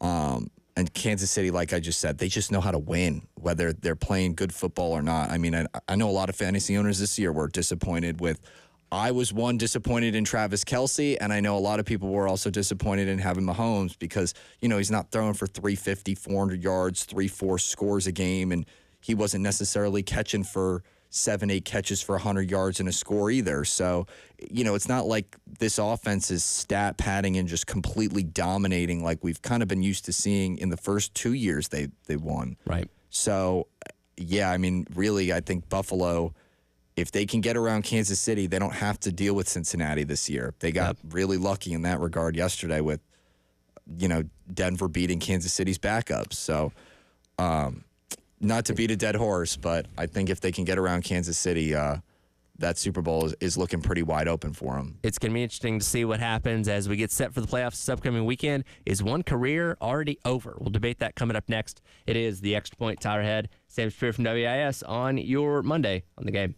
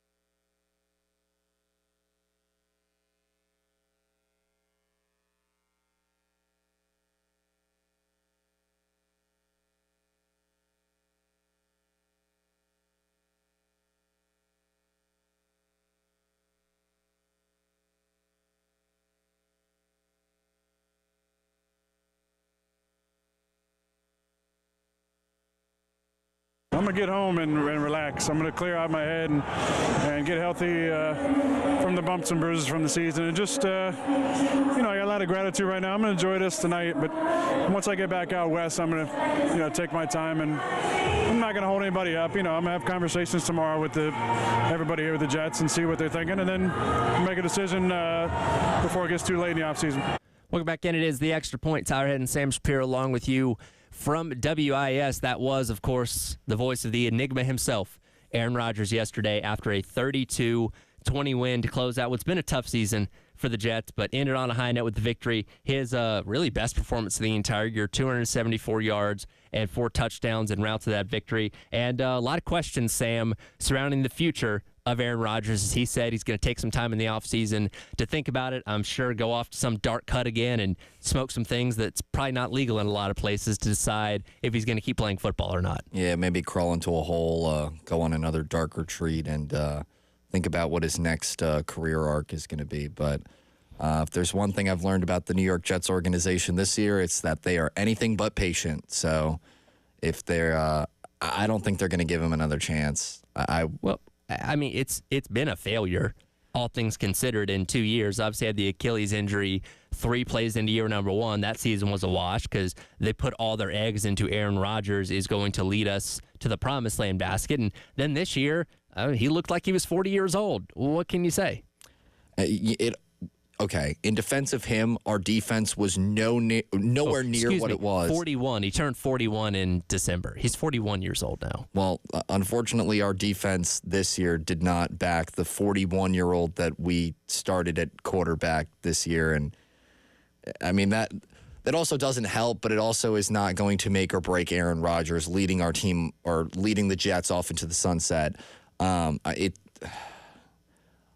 I wouldn't be completely upset if he came back and wanted to give it another go, just because, like I said, this was kind of the first full season that he really got to play with this team. And, he also kind of brought half of the Green Bay Packers over to the New York Jets. So I think a lot clashed, and it didn't really get enough time to gel either. I mean, they fired Coach Saleh about 5 or 7 games into the season, and they didn't really set him up for success, I felt like, either. But I think it also didn't help because he is 41 and he is not quite exactly the healthiest option that I feel like they could have went with. But right now it's a failed experiment, so I wouldn't be surprised if they let him walk. It really comes down to him, and if they let him walk, I'm sure there's another team out there that would take a chance on him, because the potential of a former league MVP, Super Bowl champion, one of the greatest quarterbacks of all time, finally finding a second win would be worth it to a lot of teams. I just don't know if he's going to be able to do that, because, again, this year, and I get it, Achilles injuries are tricky, and those can linger a long time after the fact. Look at Kirk Cousins in Atlanta as a perfect example of that, but I don't see him suddenly finding it again and looking like, and not that he's going to be prime Aaron Rodgers again, but anything close to that's enough to build your team around to think, well, this guy can lead us to the playoffs or a Super Bowl or anything like that, which, again, the Jets have found out the hard way. I definitely think this was, the polar opposite of how every Jets fan thought this season was going to go. I think we thought the wins and loss column was going to be reversed. But I don't necessarily think, drafting a guy like Cam Ward is going to solve that problem either. Quite honestly, I don't really know where the Jets go from here. Well, it's not a great quarterback class either. That's what I'm saying. Shador, Cam Ward, Carson Beck. That's basically it. It's not phenomenal by any means. And it's not. I just think Jalen Milroe. We've drafted Zach Wilson, Sam Darnold.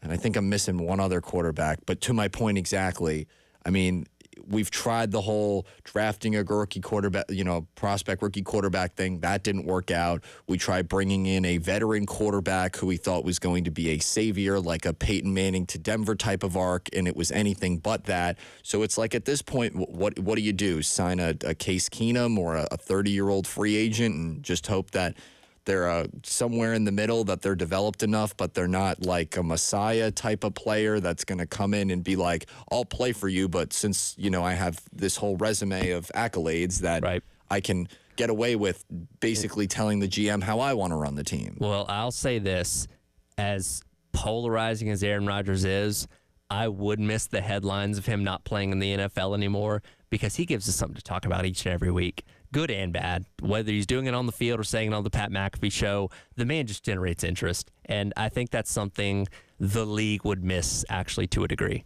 His personality, I totally agree. He's got a whole Netflix special on his personality now. Well, thank God. But I think it's nice that like the whole Devontae Adams arc was cool too. Like even though it was tragic, kind of just watching him power through the nightmare that was this season was entertaining to say the least. No doubt. We'll see what happens. We'll see what his darkness retreat nets and if he decides to come back for 2025 and if that's with the Jets or with somebody else. That'll do it for today's edition of The Extra Point.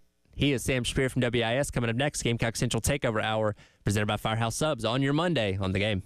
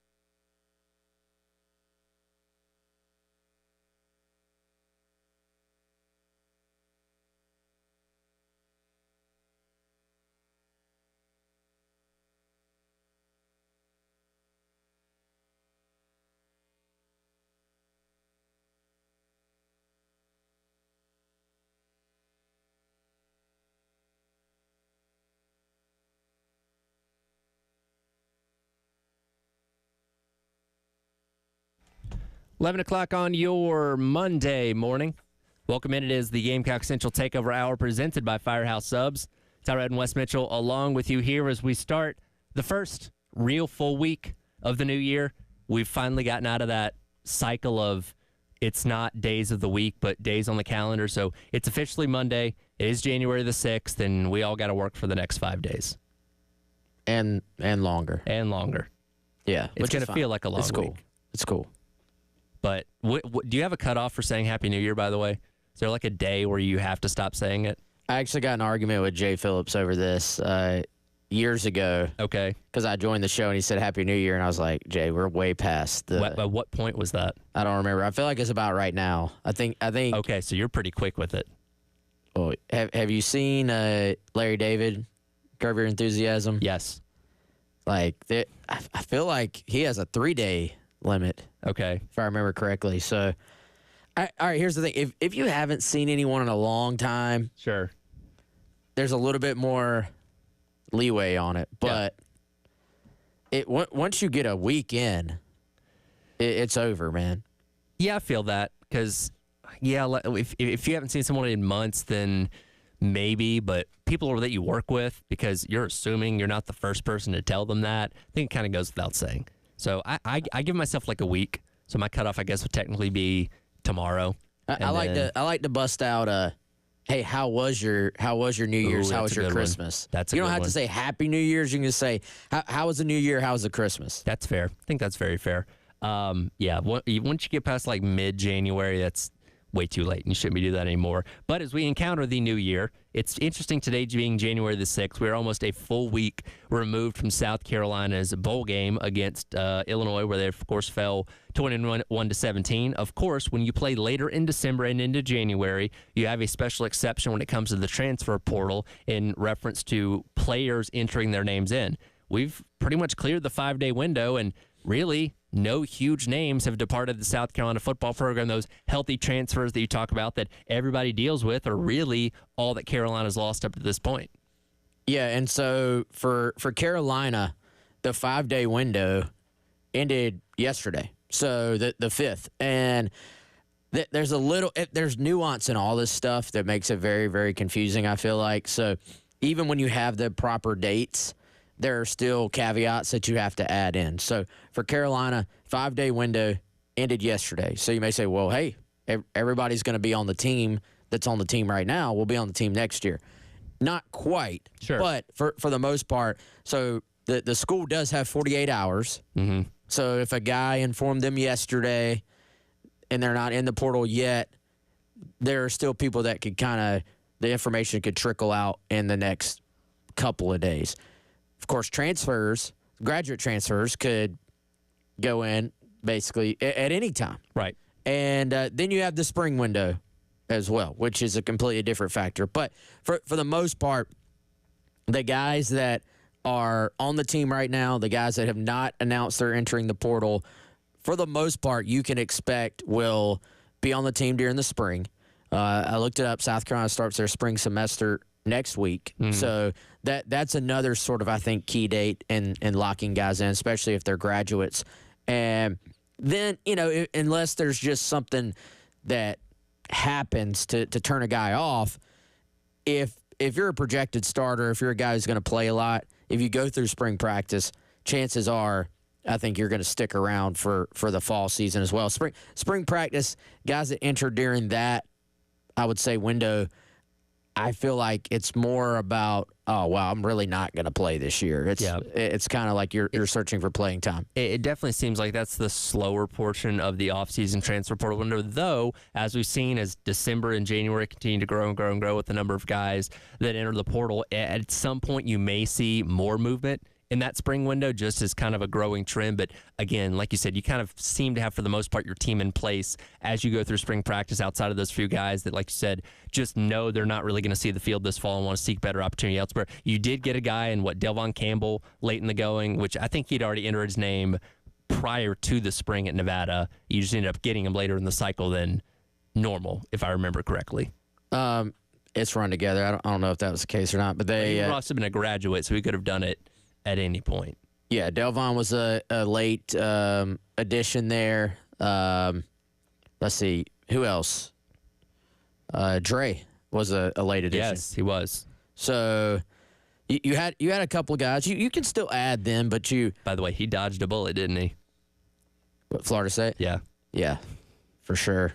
You can add guys, but you don't want to rely on that either. I feel like we're obviously, we started the conversation talking about guys you may lose, but in terms of adding guys too, you can, but you've gotten so late in the process that it's not ideal. And I think you want these guys to be able to go through spring practice with your team, whether it's offense or defense or special teams. Learn your scheme, learn your terminology, get comfortable with your new teammates. All those things are very, very important. And having that extra semester, I think, is massive. So for Carolina, the next week or so is going to be pretty big because this will be so there was a dead period that started right before Christmas and actually ran through New Year. Technically, for transfer guys, the dead period ended on the 1st, but you're going to really see those final visits during this next week or so as South Carolina not only there's another dead period on the 13th, but also that is first day of classes at South Carolina. So I think this next week is going to be pretty big in terms of them sorting through who could get added during this portal window. And Carolina's going to have to hit the portal really hard at a lot of key spots, particularly the interior of the defensive line, as we've talked about quite a bit. Probably going to try and add another running back as well to that room. We obviously added guys at quarterback, guys at edge, things like that, areas of need that you have in terms of building depth there. But, we focus so much on what's coming in or what's going out. It's equally as important to look at what you've retained as well. And a lot of high-level guys have already been retained for this upcoming year, including Nick Harbor, who inked his deal with Garnet Trust over the weekend. It was officially put out there that he's coming back for 2025. Didn't have any indication that was going to be any kind of issue. But, we were talking about this earlier, Jack and I were. You look at his production in the back half of this year, it really kind of coincides with Lenore Sellers hitting his stride as well. He really rounded in, maybe not to the elite level wide receiver that a lot of people project him to be, but to be a solid pass catcher. Got 4 catches in the bowl game last week that people were hoping to see out of him this year. You just hope, and I brought this up earlier, he doesn't regress back to the mean by having another offseason filled with track stuff and not as much football stuff, but a really good job of him and Mike Furry as well, who we've given a lot of praise for so many reasons of getting him to a good solid point to wrap up the 24 season. Yeah, he was really good down the stretch. I think you started to see him kind of go from just being an athlete playing receiver to more of a true wide receiver. And there's still a lot of room to grow. There's still a lot of upside there, I think. And a lot of it, to me, starts with just ball skills and tracking the ball when it's thrown, not exactly directly to you and going up and getting the football. But in terms of what he was when he arrived at South Carolina compared to what he is now, I think you can sort of see the progress there. And I think, like you said, Furry deserves a ton of credit. Nick himself deserves a ton of credit. It's not easy to play both sports at a high level. And, I'll be curious to see what the split is, if it's a little bit different next year because, one, you're going into year 3. So, obviously, you start talking about being NFL draft eligible. Some teams will be just intrigued about the possibility in general of that size, speed combination. And there will be no Olympics next offseason either. So I wonder how much that maybe ties into potential decision-making from Nick Harbor, where his head is at.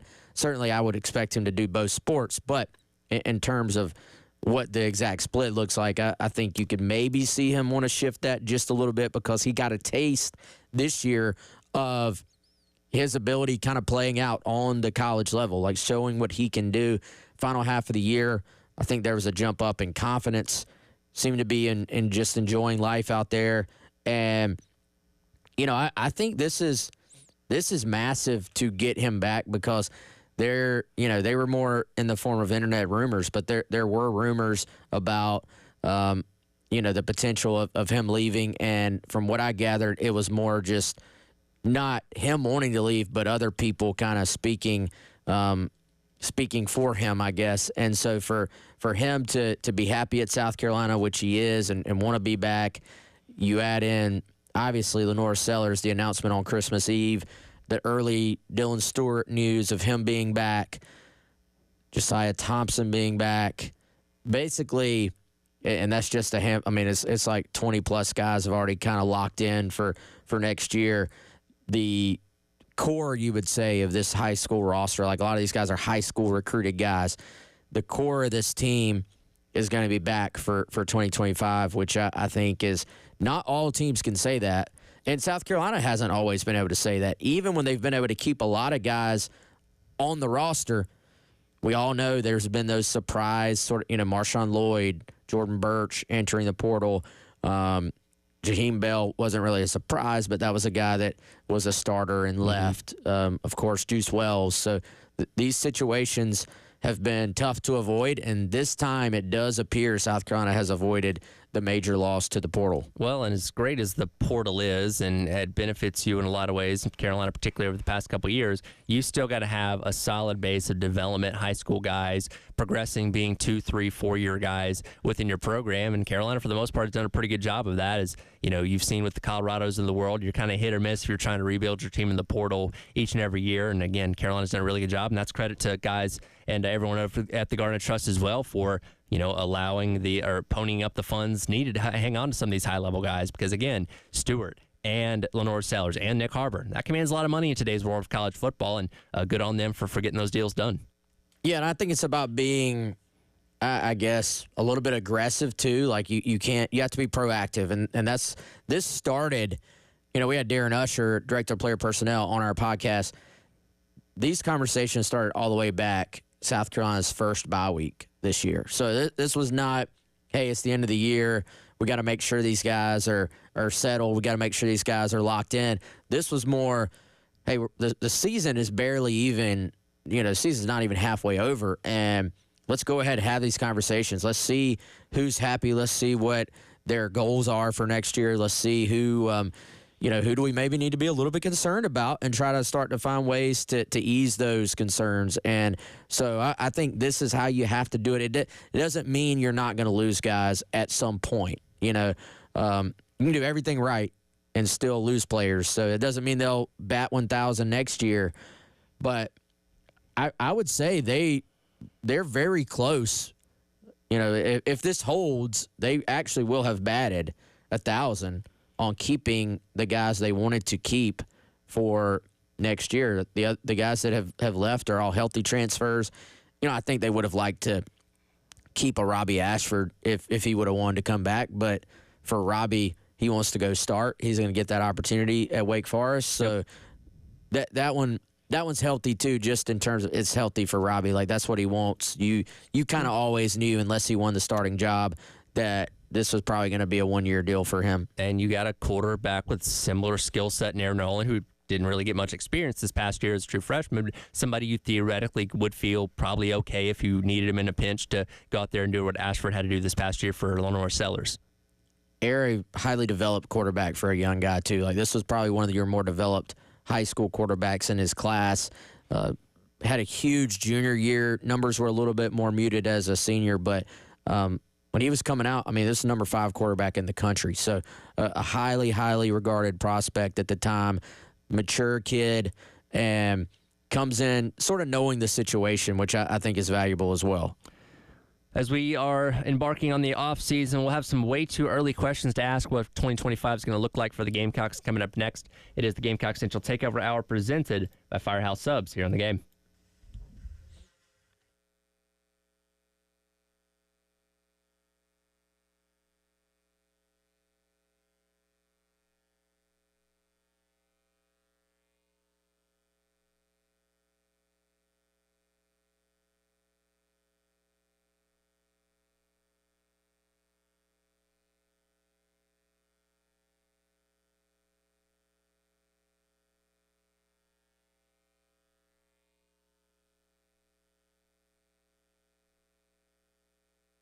All right, guys, you know what? This episode, all of our episodes, brought to you by our friends over at Firehouse Subs. Check them out right now, firehousesubs.com, or the Firehouse Subs app. Hit the Rapid Rescue to go. It's almost lunchtime. Maybe you're about to enjoy an early lunch.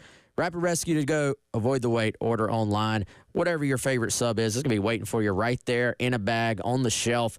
Very easy, very efficient. Of course, you maybe already have your favorite, but if you're looking to try something new, try the new French dip with premium cut roast beef, garlic butter on the bread, and, of course, au jus on the side.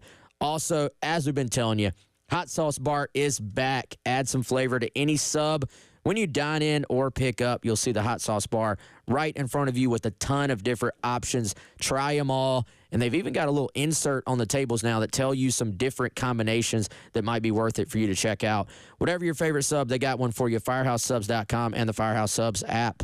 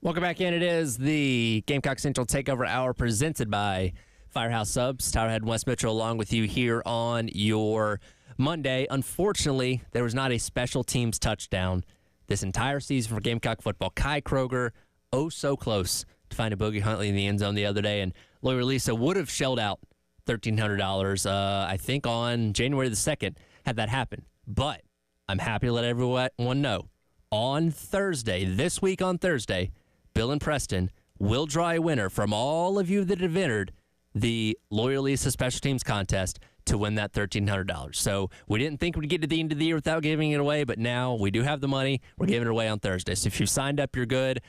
You might still have a chance to sign up. Check 1075game.com. Are you still allowed to sign up? I'll have to double check on that. But if you've already signed up, you're good. You'll be in the drawing. Somebody's going to win $1,300 come Thursday. Thanks to Lawyer Lisa.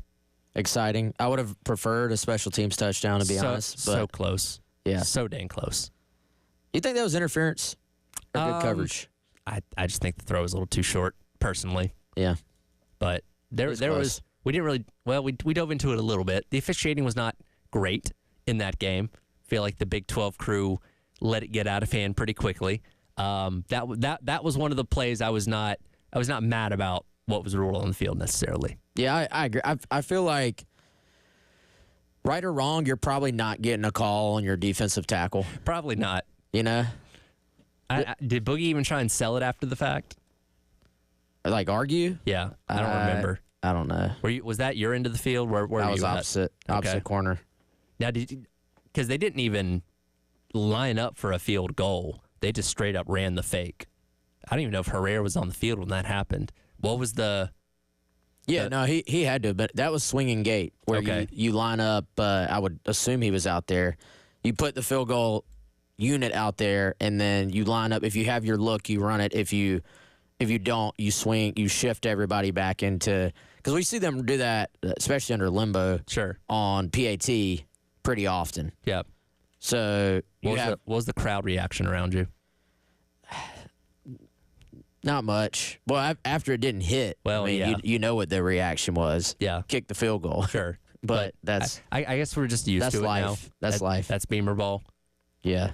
Kind of expect it. Again, that game was 6 days ago now. Tomorrow will be a week, and we're very early on in the offseason. A lot of things to figure out about this team through spring ball, through the summer, before kicking things off against Virginia Tech in Atlanta on August 31st. But it's never too early to start asking some of those questions. So we'll kind of go back and forth here over the next couple of segments on some way too early questions for this offseason. I'll start off with one of mine. What's this running back room going to look like? Look, it seems that Jordan Howell, Oscar Adway, those guys are going to be back. A lot of hype around Matthew Full and what he's going to be bringing to the table. You would think they're going to go out there and land somebody else in the portal. They were going after Justice Haynes pretty hard. He obviously ended up going to Michigan, but do you get a Rocket Sanders-esque type of guy to really bolster that room, or is it kind of a back by committee by just adding another body? Yeah, and I think that depends on who is out there. That depends on what promises they want made. I think, for me, you could go two ways with that. You could kind of you only have 3 scholarship guys, so I think you have to add.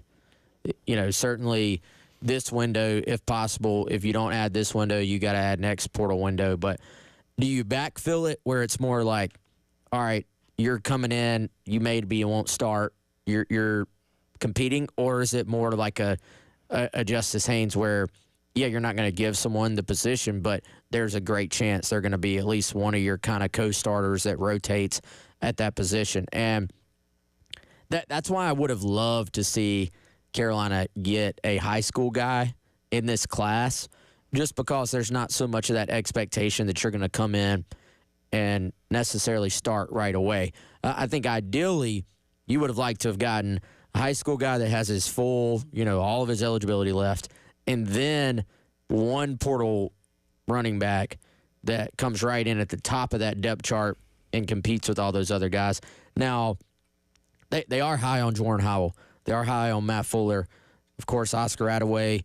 And, I think for them, it's just a matter of, do you think one of those guys can be a difference maker in the SEC, or do you see them more as like, oh, they're a good solid back? And So if you think that they're a good solid back, then the question becomes who can you go get that you think would be better. I personally would have liked to have seen Fuller a little bit more or at all in the bowl game just to see what he's capable of. I don't know if he was still banged up or if that was just coach's decision.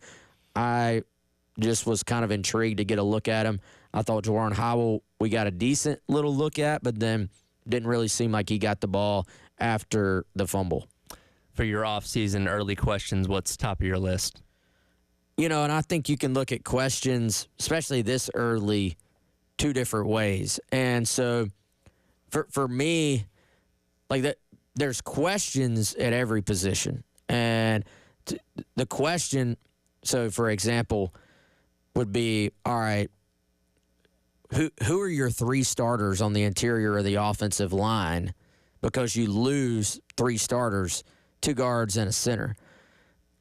I also think the bigger thing here is questions in terms of questions can be like concerns.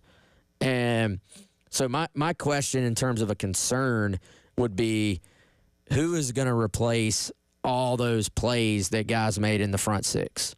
And you have to replace a D Knight, who I think is one of the best portal additions probably in South Carolina history. Obviously, Kyle Kennard. Obviously, your three co-starters who were in the program so long on the interior defensive line. Then you added DeAndre Jules to that, who was a very talented dude. Debo Williams at linebacker. Bam Martin Scott potentially. We'll see what happens there. I look at just that front six in general, and I'm curious to see which way it goes because that was such a dominant area for South Carolina in 2024. That was a huge reason why that defense got so much better from year to year. So what does that look like? I think they are counting on J.R. Johnson to step in as a starter at linebacker. Who makes up your depth? Who's your other starter? Can Jaron Willis take a big step forward?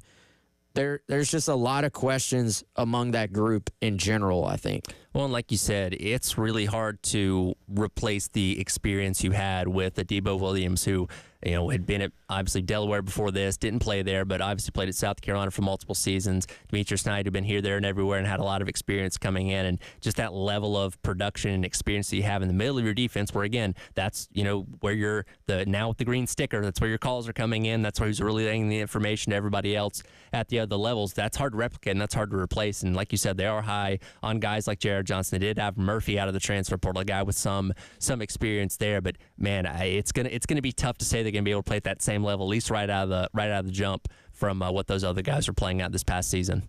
Well, I think when you look at D Knight and Bam Martin Scott, and if they could get Bam Martin Scott back, they're trying. That would be massive. Yeah, and unfortunately, he does not fit the exact criteria for the new rule for the JUCOs. And so we'll see if they can sort of, whatever has to happen, if he can get that waiver in order to be able to come back. If he does, then your two projected starters all of a sudden become J.R. Johnson and Bam. And you're actually probably in-house feel pretty good about that. Yeah. If not, then you just have a lot of questions. I would have liked to have seen JR get to play a little bit more this year just so we could get a better feel for who he is as a player. But I know the staff in-house is extremely excited about his upside. Well, it's some more early questions for the South Carolina Gamecocks offseason coming up next. Gamecock Central Takeover Hour presented by Firehouse Subs on your Monday on The Game.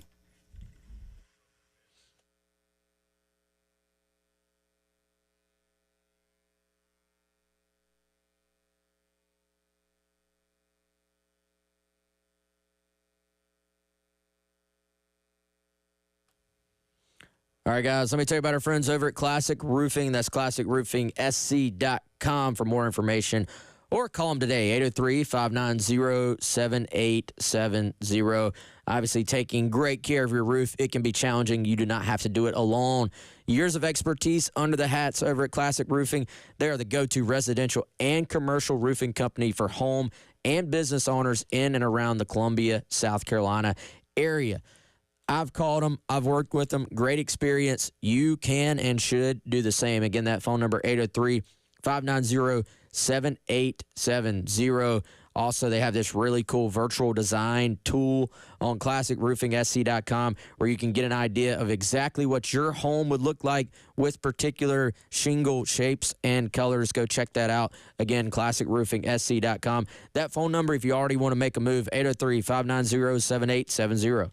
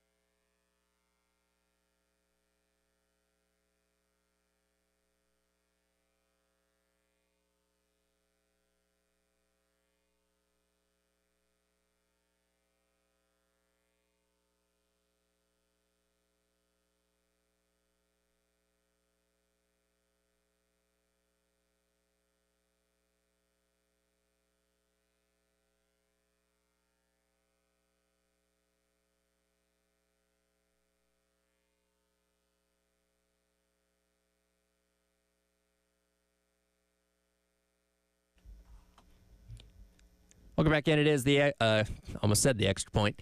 Gamecock Central Takeover Hour presented by Firehouse Subs, Tyler and Wes, along with you here on your Monday. I believe we get Chris back tomorrow. Is that true? From his hiatus? We'll see. We'll see. If he shows up, he shows up. If he doesn't, he doesn't. Yeah, no, he should be here. He did text me about a GC guest for tomorrow, so I'm assuming that means, because Tuesday's his day, I'm assuming that means he's going to be here. Yeah. If not, it'll just be me and that person hanging out, I guess. He'll be here. He'll be here. We'll have to get his thoughts on everything, I guess.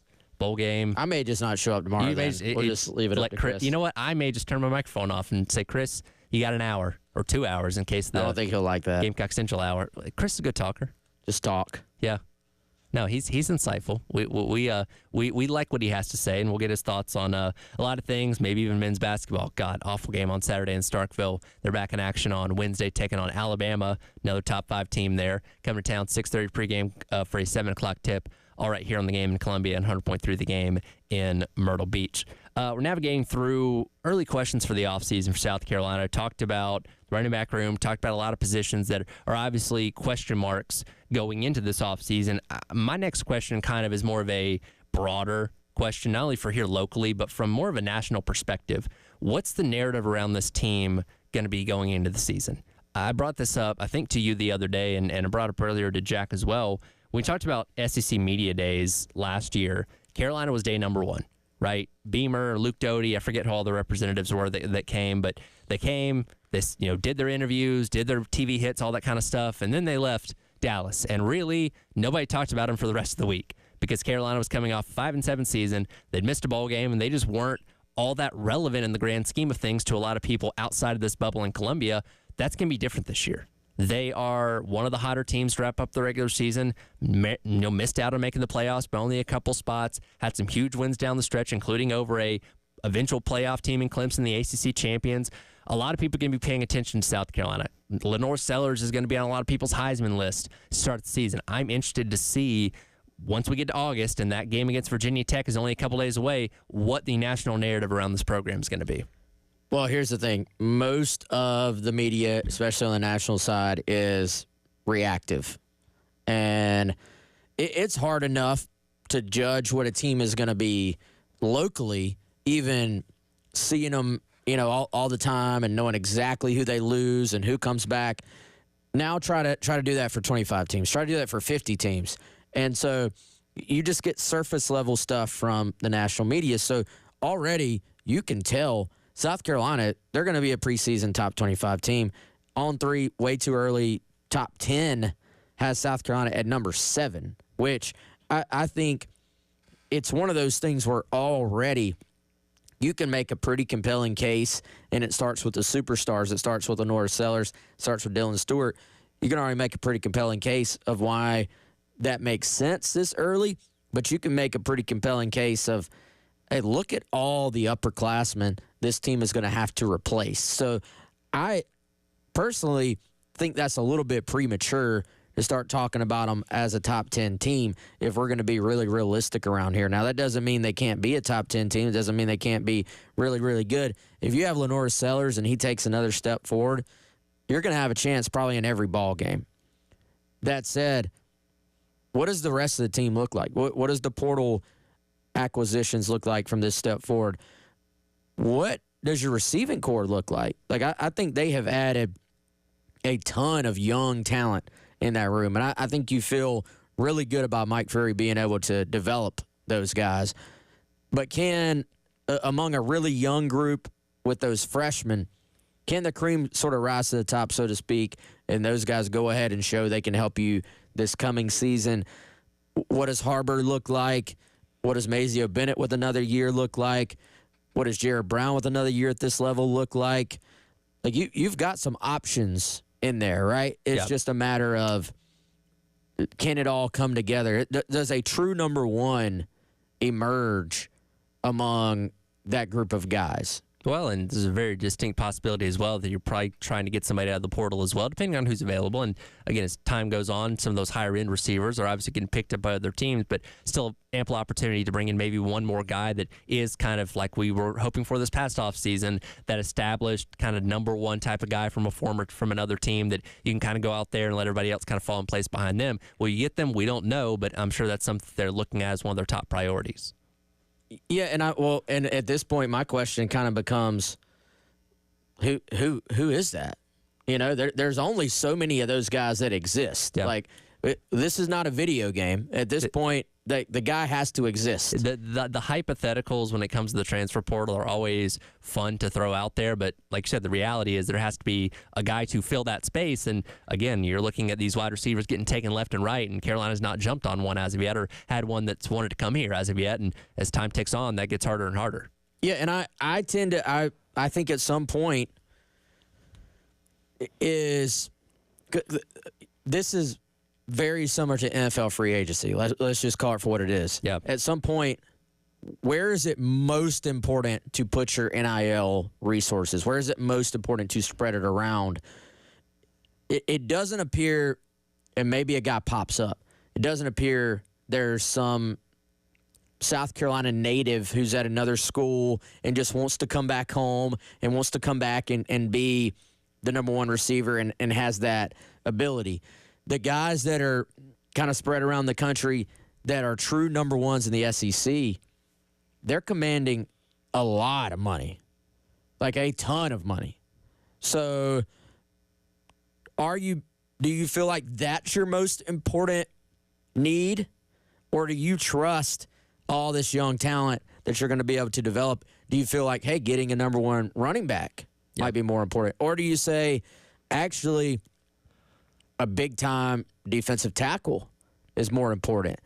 I think you have some decisions to make on exactly what that looks like. It's truly roster management, like at the NFL level, like you mentioned. And I don't think Jeremiah Smith's going to be jumping in the portal when Ohio State season's over in a couple of weeks. Exactly. And so I always, left tackle is always one I see multiple, if I peruse message boards, hey, we need to go get a left tackle in the portal. Well, good luck with that. Yeah. Luckily, South Carolina has done a fantastic job of landing high school offensive tackles. Finding tackles in the portal on the offensive side of the ball that can play left tackle in the SEC is few and far between, I would say. So where do you best use your resources, I think, moving forward? Or is it more of, hey, let's continue to lean into depth and competition, and let's fill out the roster with depth and hope that you have enough true playmakers already on your roster, like Lenore Sellers, to just build everything around him? We'll see what happens. Again, plenty more questions to ask as the off-season rolls along. We'll come back and wrap up today's edition of the Gamecock Central Takeover Hour presented by Firehouse Subs with a former Gamecock assistant coach that had a pretty good year and a pretty good weekend. We'll hit that coming up next. Gamecock Central Takeover Hour presented by Firehouse Subs here on the game.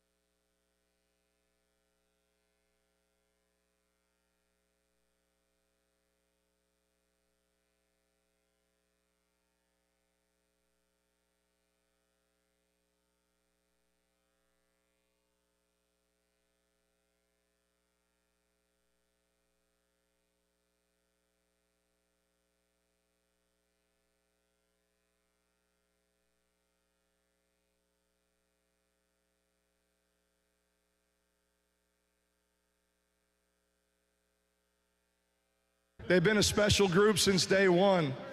They're everything that's still good about college football. They're doing it for the right reasons. They love the game. They love each other. They've embraced the new staff. They love the university that they play for. Great, unbelievable turnout from our fans and donors here today and parents. Thank you so much for making this long trip down here to the Bahamas. It felt like a home game for us. It was great. Thank you much. Welcome back in. It is the Gamecock Central Takeover Hour presented by Firehouse Subs. That is, of course, the voice of former South Carolina assistant and friend of the show, Pete Lembo, celebrating a great end of the season for the Buffalo Bulls. They pick up the Bahamas Bowl victory over Liberty on Saturday, and Pete Lembo has a very strong first season with the Buffaloes with Buffalo at 9-4. But it's the most wins in the first year for any head coach in the school's history, and obviously a very well-beloved guy when he was here at Carolina, and we're all certainly happy to see him have success at his new place. Yeah, and I think we all kind of thought he would. Now, would he do it this quickly? I think you'd have to know a little bit more about what they had coming back to truly say. But I think Lembo, attention to detail, genuine person, understands ball, works incredibly hard at it. Like he checks a lot of the boxes to be a successful coach. And, you know, I think you kind of knew when he was here, he was always maybe hoping to get that extra additional chance to be a head coach. I always thought he ran his special teams like he was a head coach and was very just involved in not just the special teams aspect of this South Carolina program, but other areas as well. So I think for him, for that staff, Joe Bowen, who was actually at South Carolina as a off-the-field guy early in his career, he's their defensive coordinator, did a fantastic job. So there are some connections there, and could not be happier for Pete Lembo, who actually got a bonus by winning. I believe the bonus was set at 8 regular season games, $15,000 bonus that he is going to give out to graduate assistants, analysts, volunteers, and student workers as opposed to keeping it. So nice. Not surprising, but nice gesture there from Lembo. Yeah, very cool, and again, kind of fits his personality. Obviously, he was very well beloved here. I've missed the history lessons we got on a weekly when it came to his press conferences. Joe D, I think, only talked to the media like 2 or 3 times this year. Heard from before the bowl game. He got his intro like preseason, but weekly they just kind of stuck to Clayton White and Dow Loggins. Yeah, we didn't hear from Joe D quite as much, and we'll have to get Pete back on, though. Oh, for I'm sure he'll be willing to do the show. And they got a lot to be proud of, a lot to talk about. Great way to finish the season for them. This game was loaded with connections to South Carolina, by the way, both university and at the state level. Ryan Berger played at Myrtle Beach. Liberty's quarterback, for those who didn't watch the game. Liberty's backup, Jaden Bradford, is from Chapin. Kyle Krantz, co-defensive coordinator at Liberty, was a special teams and off-the-field guy here at South Carolina.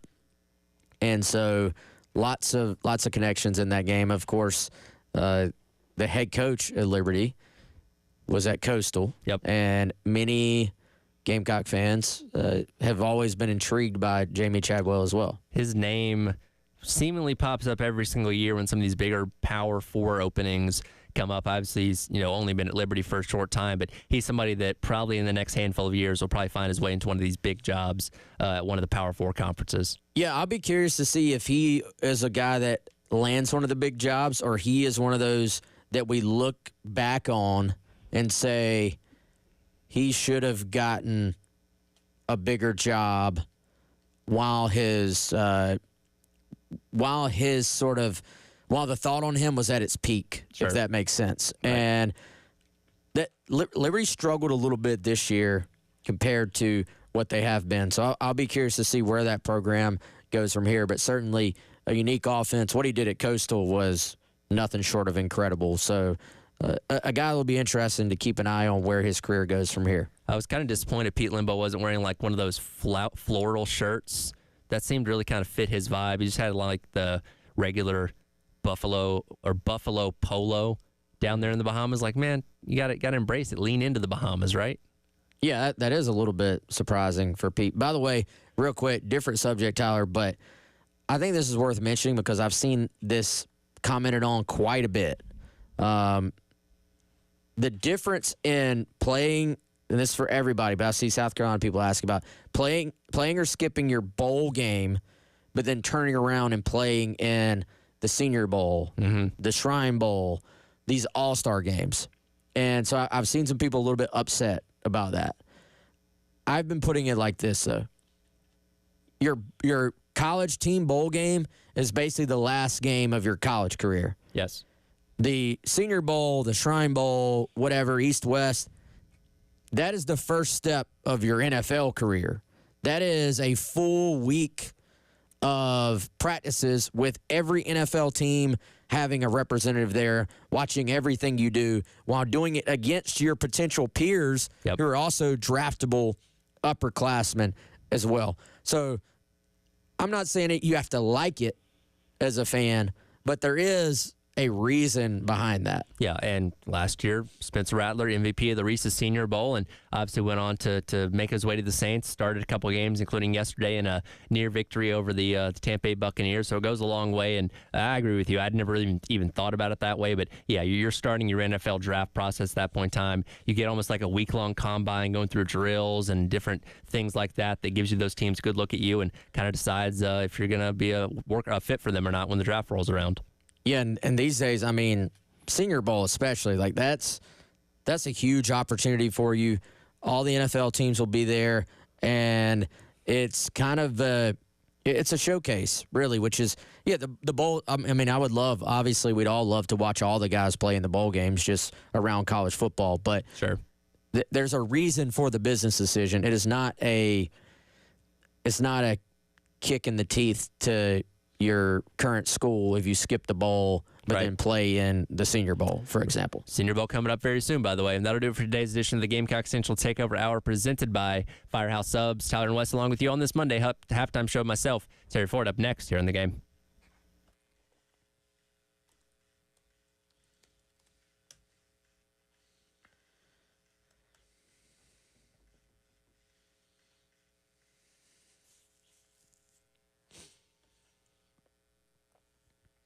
All right, before I hand the mic over, let me tell you about our friends over at Integrated Media. Call them today, 803-948-8327, or head on over to integratedmediainc.com where you can get an idea of all of their services for your home. That could be something as simple as maybe you're not comfortable hanging that TV yourself and hiding all the wires, or maybe you just want to go